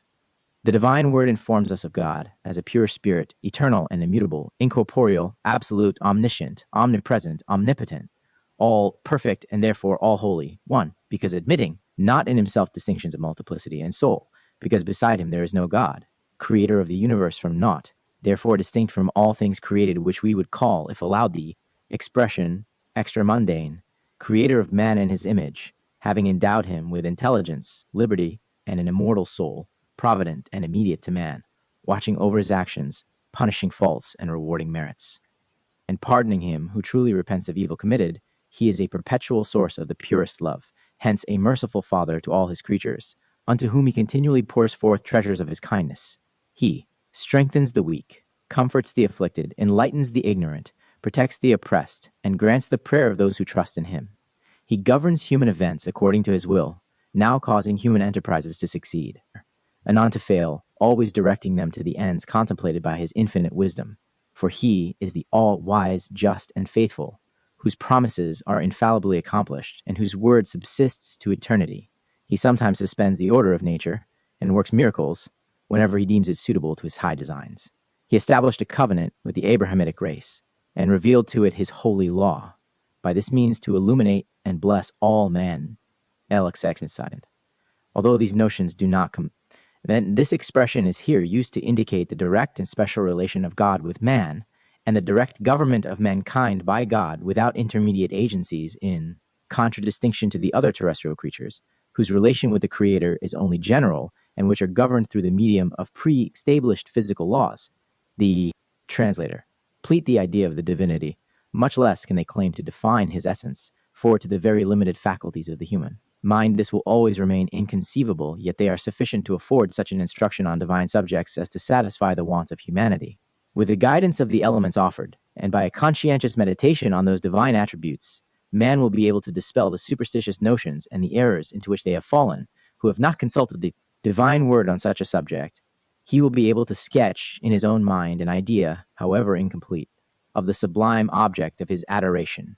and thus preserve himself from much that is evil. Having been destined to live in society, and compelled to work in order to supply the multifarious wants of his body, always more or less struggling with the interests of his fellow men to secure a possession often disputed to him by malice, or violence, an evil example, and ignorance, and the sensual appetites being concurrently at work, man became naturally, in the course of time, too easy a prey to passions, vice, and error. He was overpowered by materialism, and fell into sin. Therefore, the idea revealed to him of a holy God, who watches over his destinies, who punishes the guilty, rewards the virtuous, and pardons the penitent, is the best balsam that could be administered, the best truth that could be taught to him. It saves him from error, removes him from sin, invites him to direct his view to heaven, restores him within the divine grace, and opens to him the prospect of an interminable beatitude. Alex Sykes.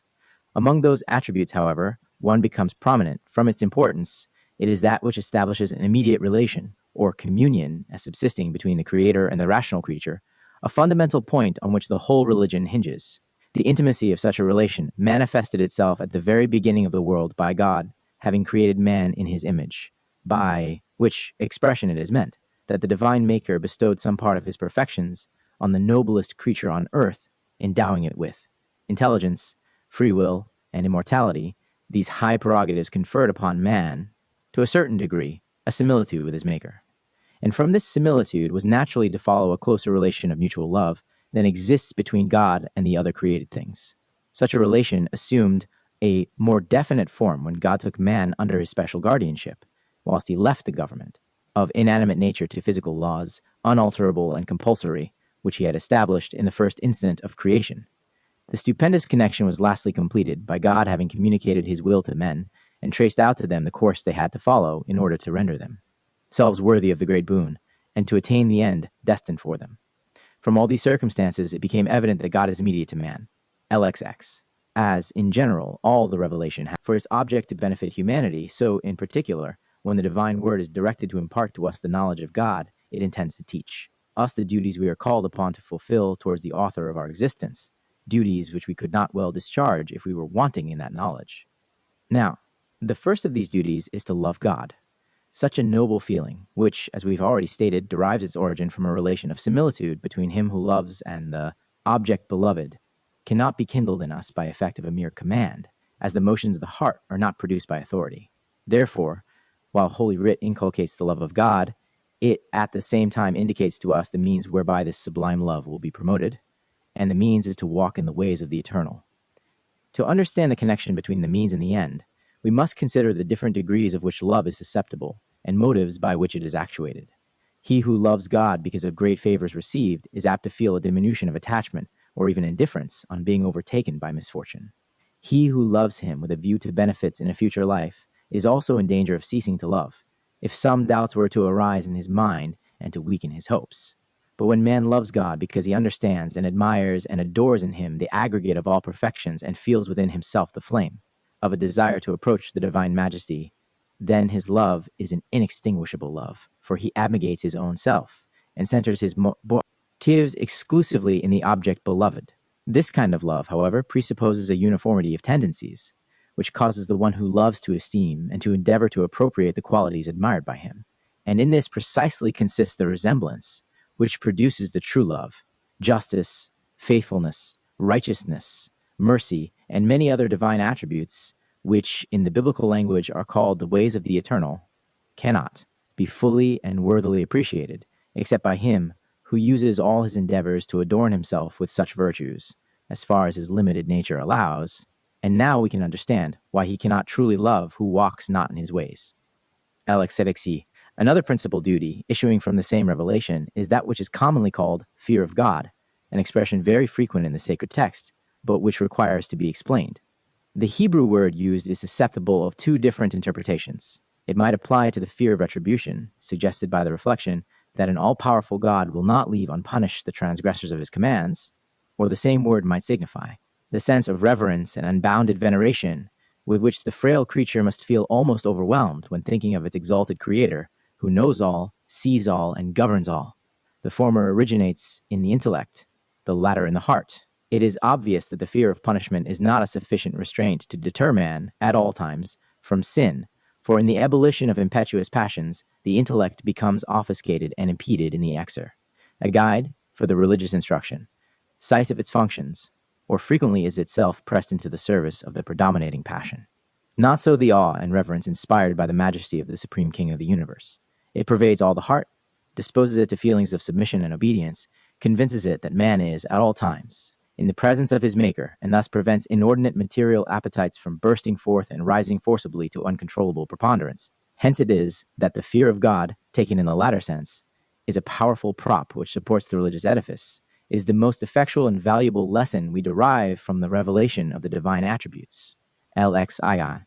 From these two principal duties spring, as corollaries, others of no less importance, which come also within the sphere of the first cardinal point of biblical revelation, the knowledge of God. He who truly loves and fears God will surely feel the necessity of placing in him exclusively all his trust, for he is convinced that there is no being in nature, besides God, that can offer an infallible support to human hopes. He will find in his heart an almost irrepressible impulse to praise the divine perfections, to extol his glory, to offer sincere homage to the sovereign of the universe, to worship and serve him with purity of heart, to thank him for favors received, to supplicate him for help, to confess to him sins committed, and to ask his pardon with contrite spirit. All these and other like acts of filial dependence and piety find their expression in that elevated form of external worship called prayer, which, whether exercised publicly in appropriate and consecrated temples, or recited in the solitude of the domestic closet, incent,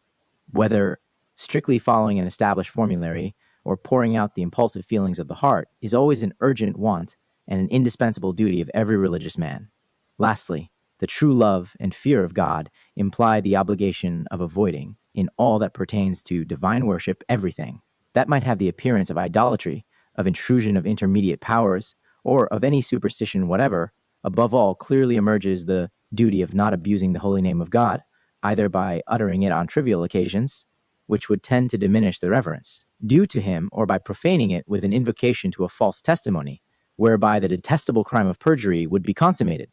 Public, as compared with private worship, has the undoubted advantage of being in itself a public homage to the omnipotence of God and a solemn testimony of the dependence of man on him. True solitary worship is often more likely to be attended with the requisite mental abstraction from all worldly objects, and intellectual elevation of the soul towards its divine source, a condition of mind indispensable to establish a true spiritual communion in prayer, and without which all our orisons and ritual ceremonies would be but mechanical and meaningless performances, a body without soul. It is this condition of the mind that, in Talmudical style, is called kesh, nh, as is well known, and that later ascetic writers termed HTBDDVT, from the circumstance that it is superinduced by solitary meditation. But whenever this condition is attained in a public service, then indeed is that service divine, and humanity is exalted in its approach to the throne of mercy. The Translator, Chapter 13th, Lalaksata. On determining the duties of the individual towards his fellow men, and towards all that surrounds him in nature, Revelation did not think it proper to refer the motives to human intelligence,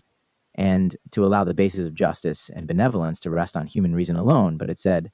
do what is right and just and good in the eyes of the eternal thy God, and refrain from all that is not such, because it pleases not thy God, whereby it wished to proclaim that the notions of just and unjust, of good and evil, of rights and duties, should be considered as emanating from and prescribed by the divine wisdom, and therefore obligatory only because agreeable to the divine will. In this also the revealed word purposed to come to the assistance of human frailty, and to render superfluous the abstrusities as arbitrary, as uncertain and controvertible, about which eminent philosophers tortured their brains, for many centuries, to fix, as they thought, the principles of the so-called jura, in its innumerable ramifications of natural and positive, public and private, civil and criminal, commercial, maritime,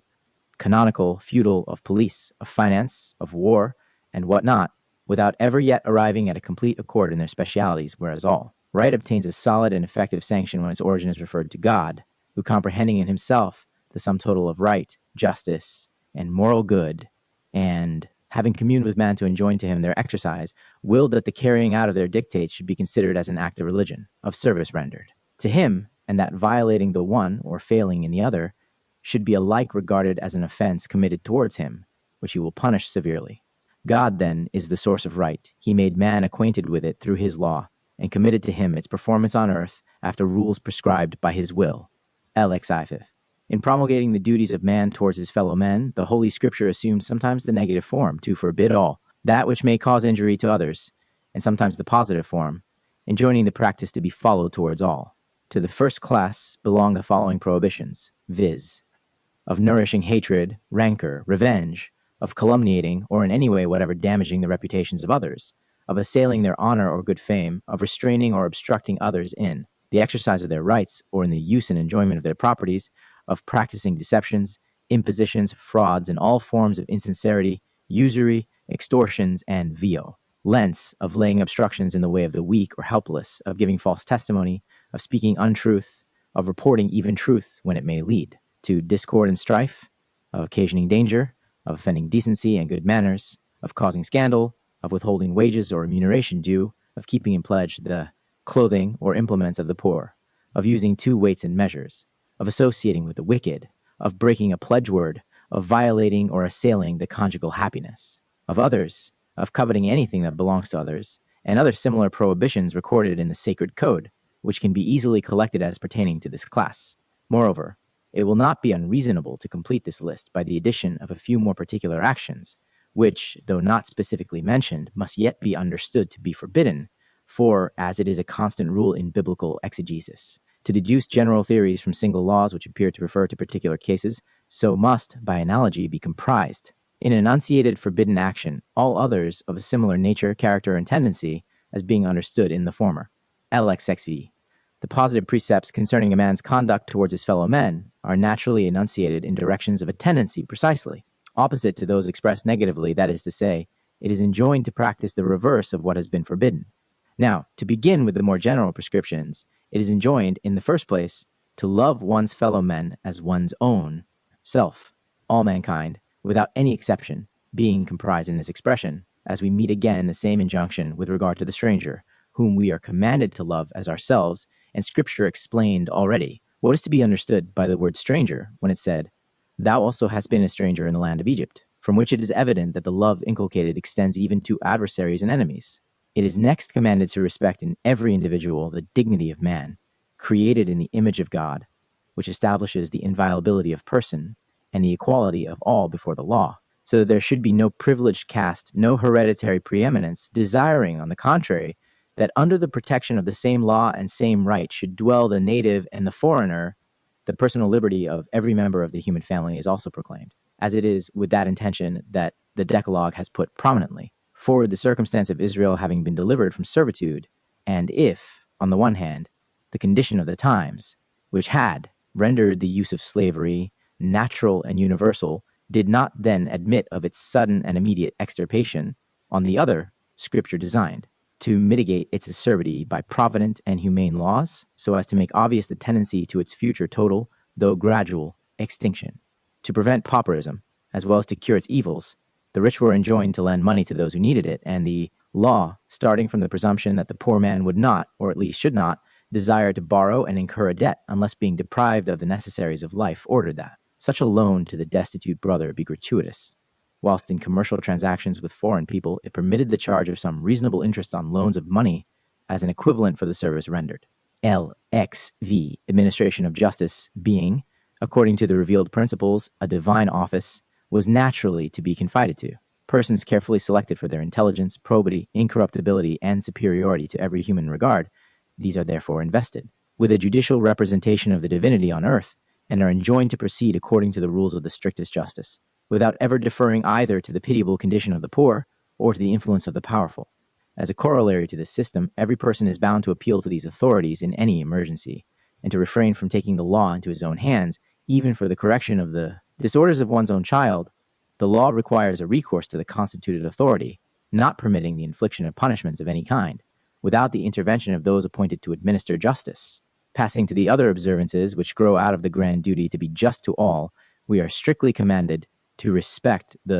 be solicitous of their welfare as much as of our own, to act honestly, sincerely, and faithfully on every occasion, to fulfill our promises, to facilitate to others the success to which they are justly entitled, and to pardon our enemies. From the multifarious and varied ties which bind the individual to family and society issue the special duties of husband and wife, of fathers, of children, of relations, as well as the regard due to misfortune, respect to the aged, the virtuous, the learned, the magistrates, and the authorities of the state, attachment to the country, and obedience and loyalty to the sovereign, who, in the language of the Bible, is constituted by God to govern the destinies of the people committed to his or her care. All these duties, which branch off into many specialities, are either explicitly declared or incontestably result, by analogies and sound hermeneutical deductions, from the various texts referring to such subjects, LXXE. But not to strict justice alone. Our conduct towards our fellow men must conform itself. We are bound to act on the principles of the most generous benevolence and charity. Those acts of a noble mind and a magnanimous heart, commonly called virtue, which are by moralists only recommended as meritorious works, are by the divine law enjoined as obligatory in the most absolute sense. Alms, for instance, are in the Mosaic law a duty of the rich and a right of the needy. God is the owner of the land, he gave it to the diligent to cultivate, and through his blessing their labors prosper. He assigned to the poor his dues on the cultivated soil, and ordered that to them should be left the total produce of every 7th year, the tithes of some other years, and the gleanings of the fields and vineyards. It was not thereby intended to render charity legal and compulsory, depriving it of its noblest attribute, which is spontaneity, but to show more conspicuously the importance attached to it, having otherwise left free all acts of kindness and mercy, to which the law does not fix any measure.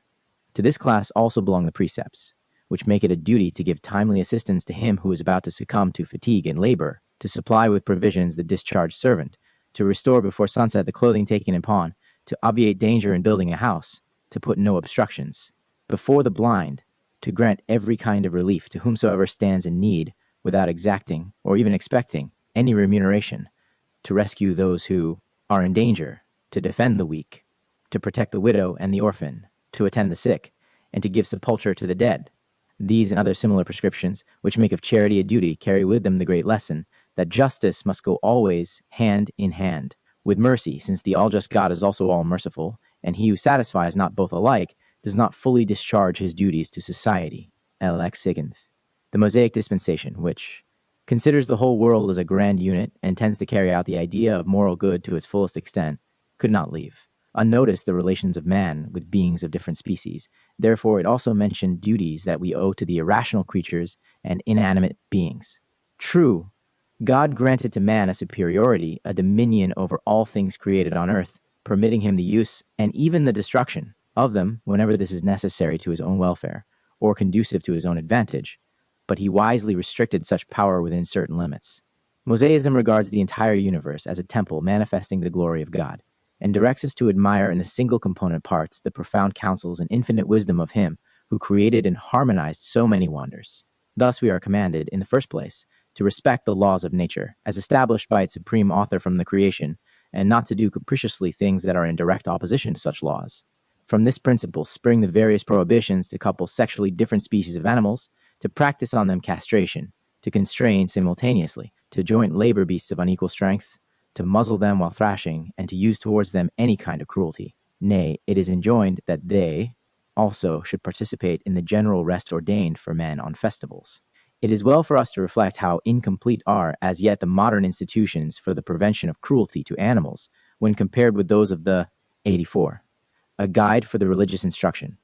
ancient Mosaic code, even the simultaneous sowing of heterogeneous species, and the ingrafting of plants, are considered as violations of the law of nature, which had established the distinctions. In the second place, in order that man, while using all things for his benefit, might not imagine that he is their absolute master, and should not forget the true owner who conferred them upon him under various reservations, he was enjoined not to appropriate, At the same time, two things, one of which had been born or produced from the other, but in the act of converting to his own use some object or being, he should spare that which gave it birth, and not lay his hands upon both simultaneously. He is thus to learn to respect the causes while enjoying the effects, and from the secondary causes he will mentally ascend to the primitive one, which produced them all from naught. This is the sense and intention of the prohibitions of taking in a covey the mother with a young, of slaughtering a quadruped together with that which gave it birth, of cutting down a tree, were it even for the necessity of a siege, while we are enjoying its fruit. Chapter 14th.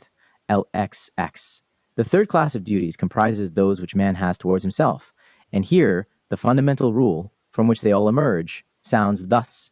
sanctify thyself, for I, the Eternal, am holy, which in other words may be rendered as follows: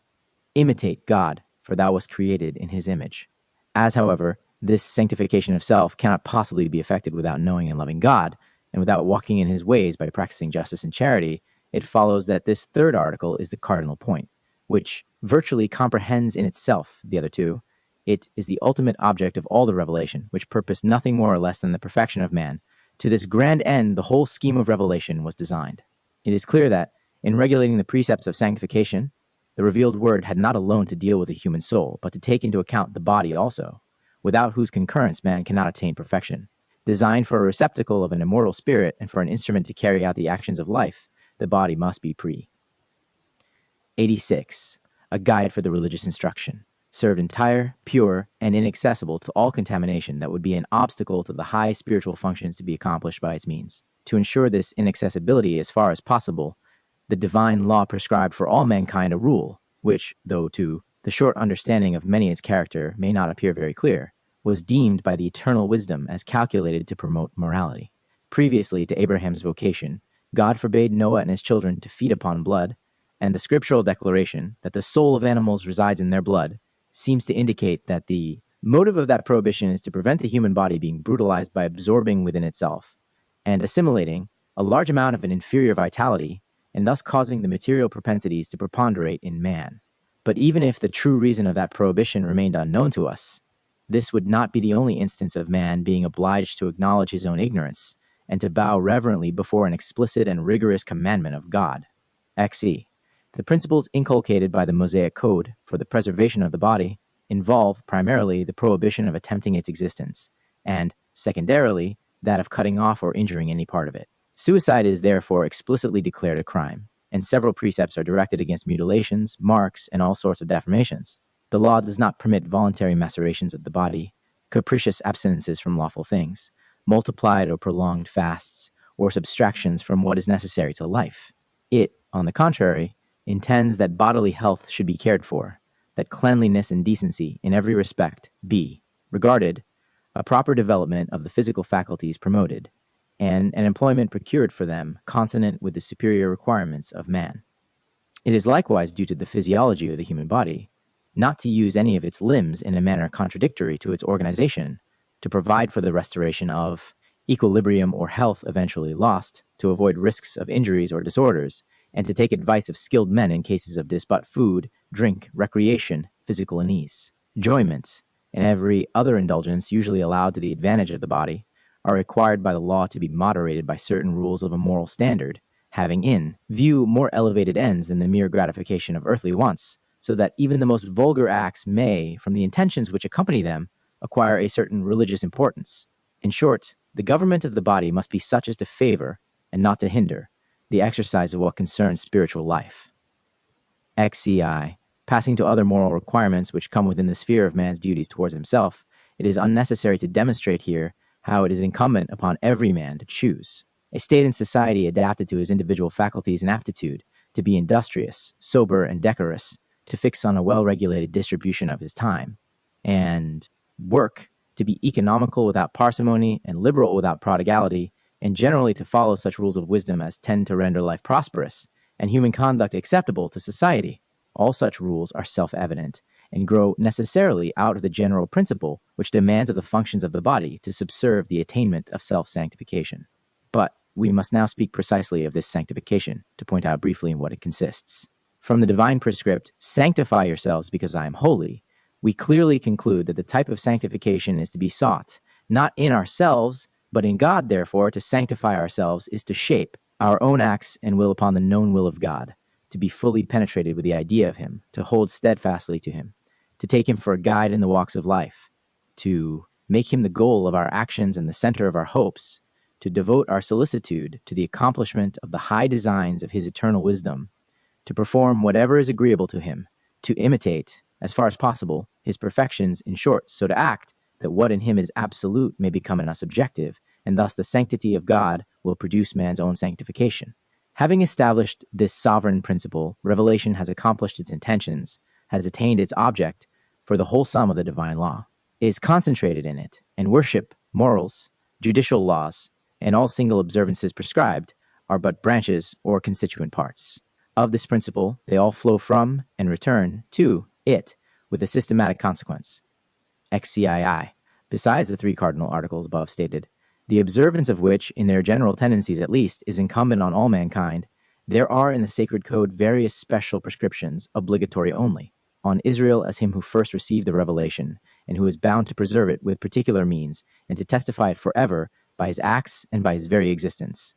Through such prescriptions, the law designed either to keep alive among the people the idea of the high mission entrusted to it, and the memory of signal favors which Providence prodigally conferred upon it in the early times of the institution, or to initiate it into a more scrupulous sanctitude, by interdicting to it some things that are left permissive to others. It is not necessary here to give a complete list of such precepts, as the mere inspection of the sacred texts suffices to point them out, and we shall confine ourselves to indicating some of the more important. Preeminent among them stands the Sabbath, the elevated tendency of which has been already explained in the Sinaitic Revelation. Next come the three festivals of Passover, Pentecost, and Tabernacles, which, besides being linked to and combined with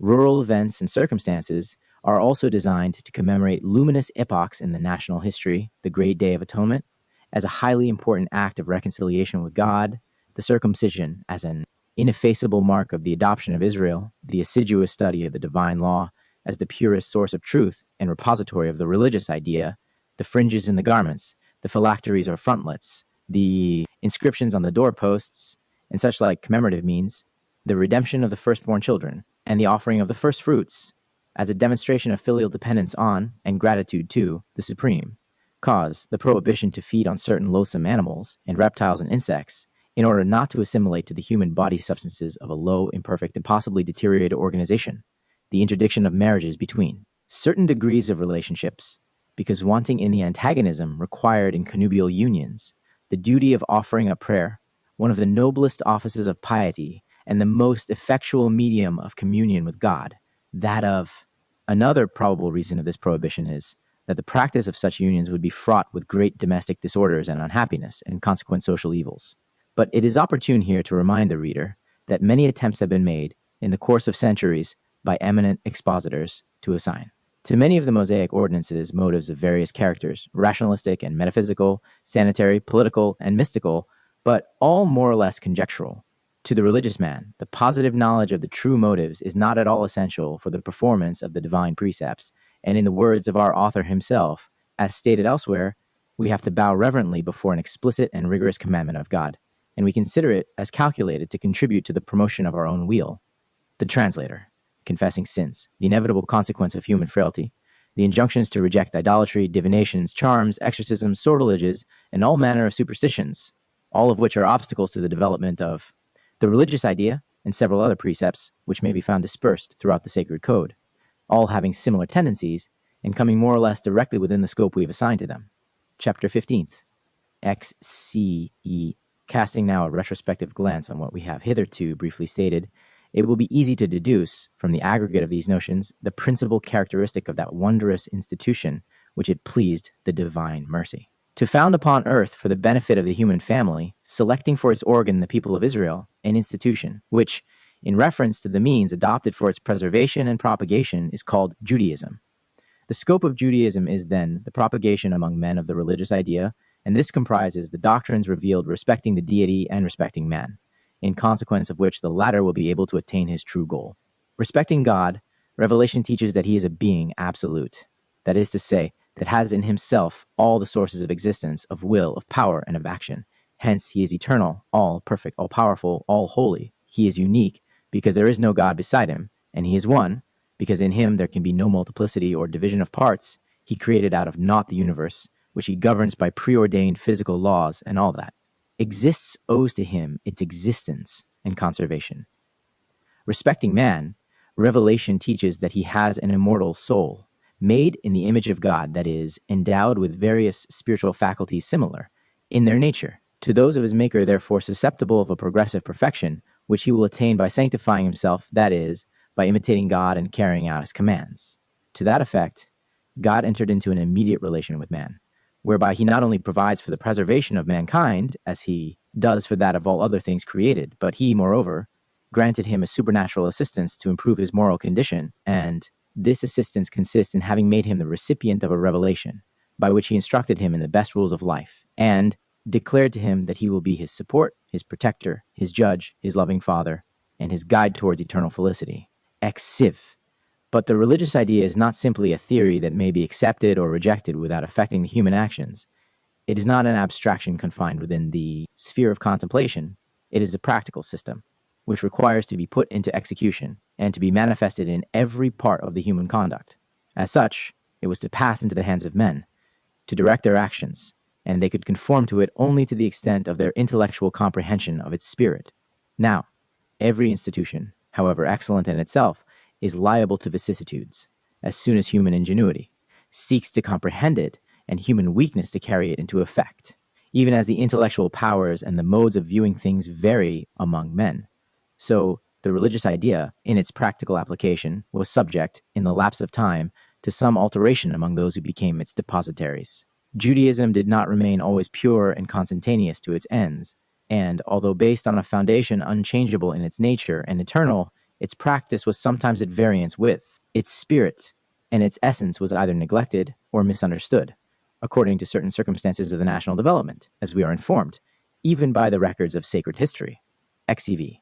There can be no doubt but the inspired man, who first was commissioned to proclaim the true religious idea, had fully realized in his mind the vastness and immense consequences of that new institution in its ultimate universal compass. His eloquent addresses, there are even some broad traits which allude to a fulfillment reserved to the latest posterity. Nevertheless, it is obvious that, having to instruct a people who were not yet prepared to realize such an idea, and in an age when the opinions of all mankind ran into totally different directions, he had to take into account the condition of the times and of men, and to use a language suited to his hearers. At the same time, it was not designed or expected by the holy legislator to see at once realize the last and comprehensive results to which the revealed doctrine aspires. It was sufficient to have given it existence and form, and to have instituted a repository capable of preserving it, leaving its final universal triumph to the development of humanity and progress of civilization. Considered in these points of view, Mosaism has the appearance, in its exterior garb, of a special law, adapted to peculiar circumstances and circumscribed to few persons, but in reality, and apart from that kind of integument, it contains the universal doctrines, destined to become the inheritance of all mankind. The blessed prophet clearly foresaw that the new ideas preached by him would meet with many an obstacle before they were thoroughly adopted, even by those who were called upon to preserve them. Hence, the greater was the force with which he inculcated the monotheistic principle and the necessity of segregation from foreign and idolatrous influences. Thus, his laws acquired an aspect of particularism and nationality, whereas on being carefully studied and deeply penetrated, they exhibit their more general and sublime tendency. Therefore, in judging of Mosaism, and in interpreting the body of laws contained in the Pentateuch, we must never lose sight of the two following necessary cautions, viz., to deduce general theories from particular cases, and to take into account the circumstances of time and place, in order to seize that which is designed for all times and all places. The attentive student of the Pentateuch must see, especially when assisted by the best commentators, that several ordinances, XCVI, what the inspired arch-prophet had foretold, came too truly to pass, as soon as the people of Israel, mixing too freely with their corrupt neighbors, wished to imitate them and assume the form of a monarchy. Ambition and lust of power could ill agree with a law which establishes individual liberty and equality of rights. Consequently, it was not long before paganism ascended the throne, attended by a hideous train of profligacies and crimes, and what then remained of the Mosaic. Institutions consisted only of the material service of the temple and some exterior acts mechanically performed, but sadly lacking the idea which alone constitutes their merit. To put an end to so great a disorder, prophetism rose. With admirable zeal, energy, eloquence, and abney, are the creatures of circumstance and time, and consequently of an essentially transitory character. Among these stand foremost all such as refer to the treatment of and relations with the Canaanitic families. The strict separation of Israel from those corrupt and idolatrous populations and their ultimate destruction were conditions necessary to the establishment and success of the new order of things. As soon as the end of those ordinances was accomplished, they naturally ceased to have any other than a historical value. Therefore, he who would transfer to the Gentiles of our days the principles of the policy that was inculcated towards the Canaanites of the time of Moses would not only be committing a sad mistake, but running counter to the spirit of Judaism and violating the very letter of the law elsewhere clearly expressed. Thou shalt love the stranger as thyself is the motto which God inscribed for perpetuity on the banner of Israel. The translator, Gatian, thundering in the courts, the temple, and the public markets, now by word of mouth, then by writings, now threatening, anon exhorting, always struggling with infinite obstacles, and setting at defiance the tyranny of the ruling powers with the sole prestige of the animated word, prophetism undertook to revivify the religious idea, almost extinguished or crushed under the weight of universal perversion, but to repress with greater force the overflowing depravity, and to combat the evil with an opposite extreme. It was proper to divest the religious idea of its particularizing and national forms, and to present it in its more comprehensive and general character, in its celestial beauty of a future reign of happiness, based on love, justice, liberty, and universal peace. This was precisely what prophetism did. Therefore, he would be greatly mistaken who would suppose, in the expressions used by the prophets, any intention of slight towards the ceremonial laws and those biblical prescriptions, which are specially intended for the chosen people. True, these are to be regarded as means calculated to a superior end, but they remain in full force and validity until that end shall have been fully and finally attained. The prophets eliminated nothing from, and added nothing to, the law. They sought to revive the religious idea, which is the foundation and aim of the law. They brought it into prominence, to impress it more forcibly on the minds of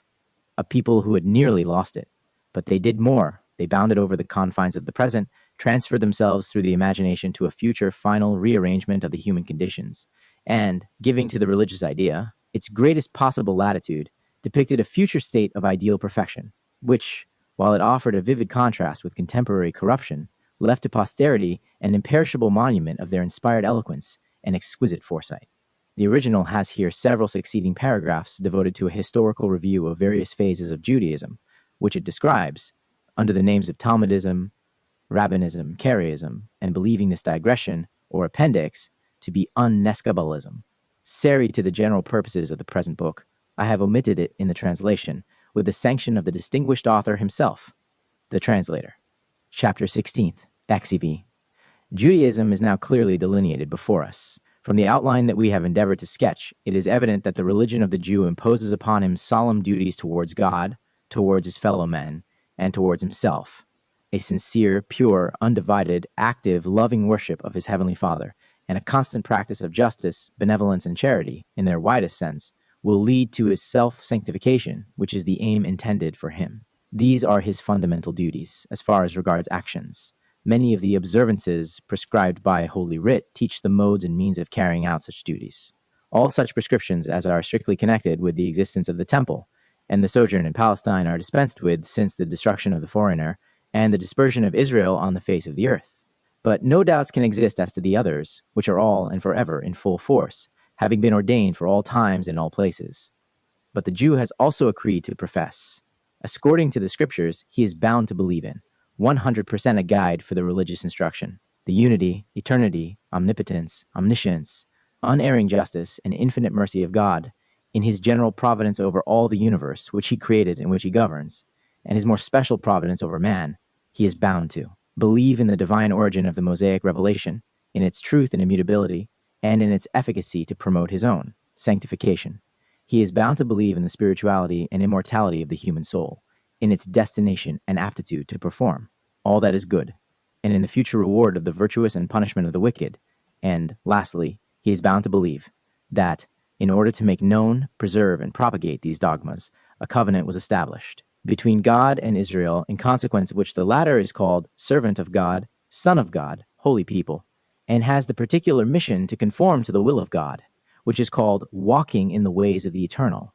These various points are, however, so intimately connected with each other, and form so complete a system that one being admitted, the others follow as legitimate consequences. It now remains for us only to add a few words concerning the hopes of Israel. The future as great in its consequences as extraordinary in its conditions, which the Jew has a right to expect, has its foundation in the divine promises, and consequently its accomplishment, though long in the womb of time, is infallible. By virtue of such promises, Israel expects a complete material resto, ration, and spiritual perfection, not of his own people only, but of all the human family, so that every individual of the human species may then correspond, in all respects, to the lofty requirements of his nature, and attain the ends pre-established for man by the infinite wisdom of the Creator, and this not only during his earthly life, but also beyond it in his immortal condition. As to the modes by which these heavenly universal promises will come into actuality, we must rest satisfied with very feeble and vague notions, and not require an exact comprehension of specialities,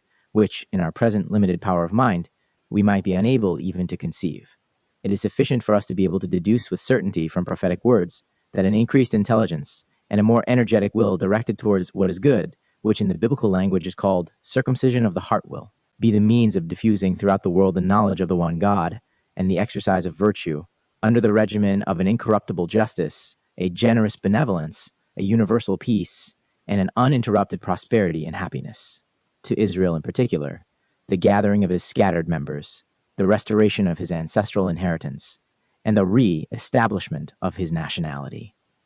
have been promised and repeatedly assured,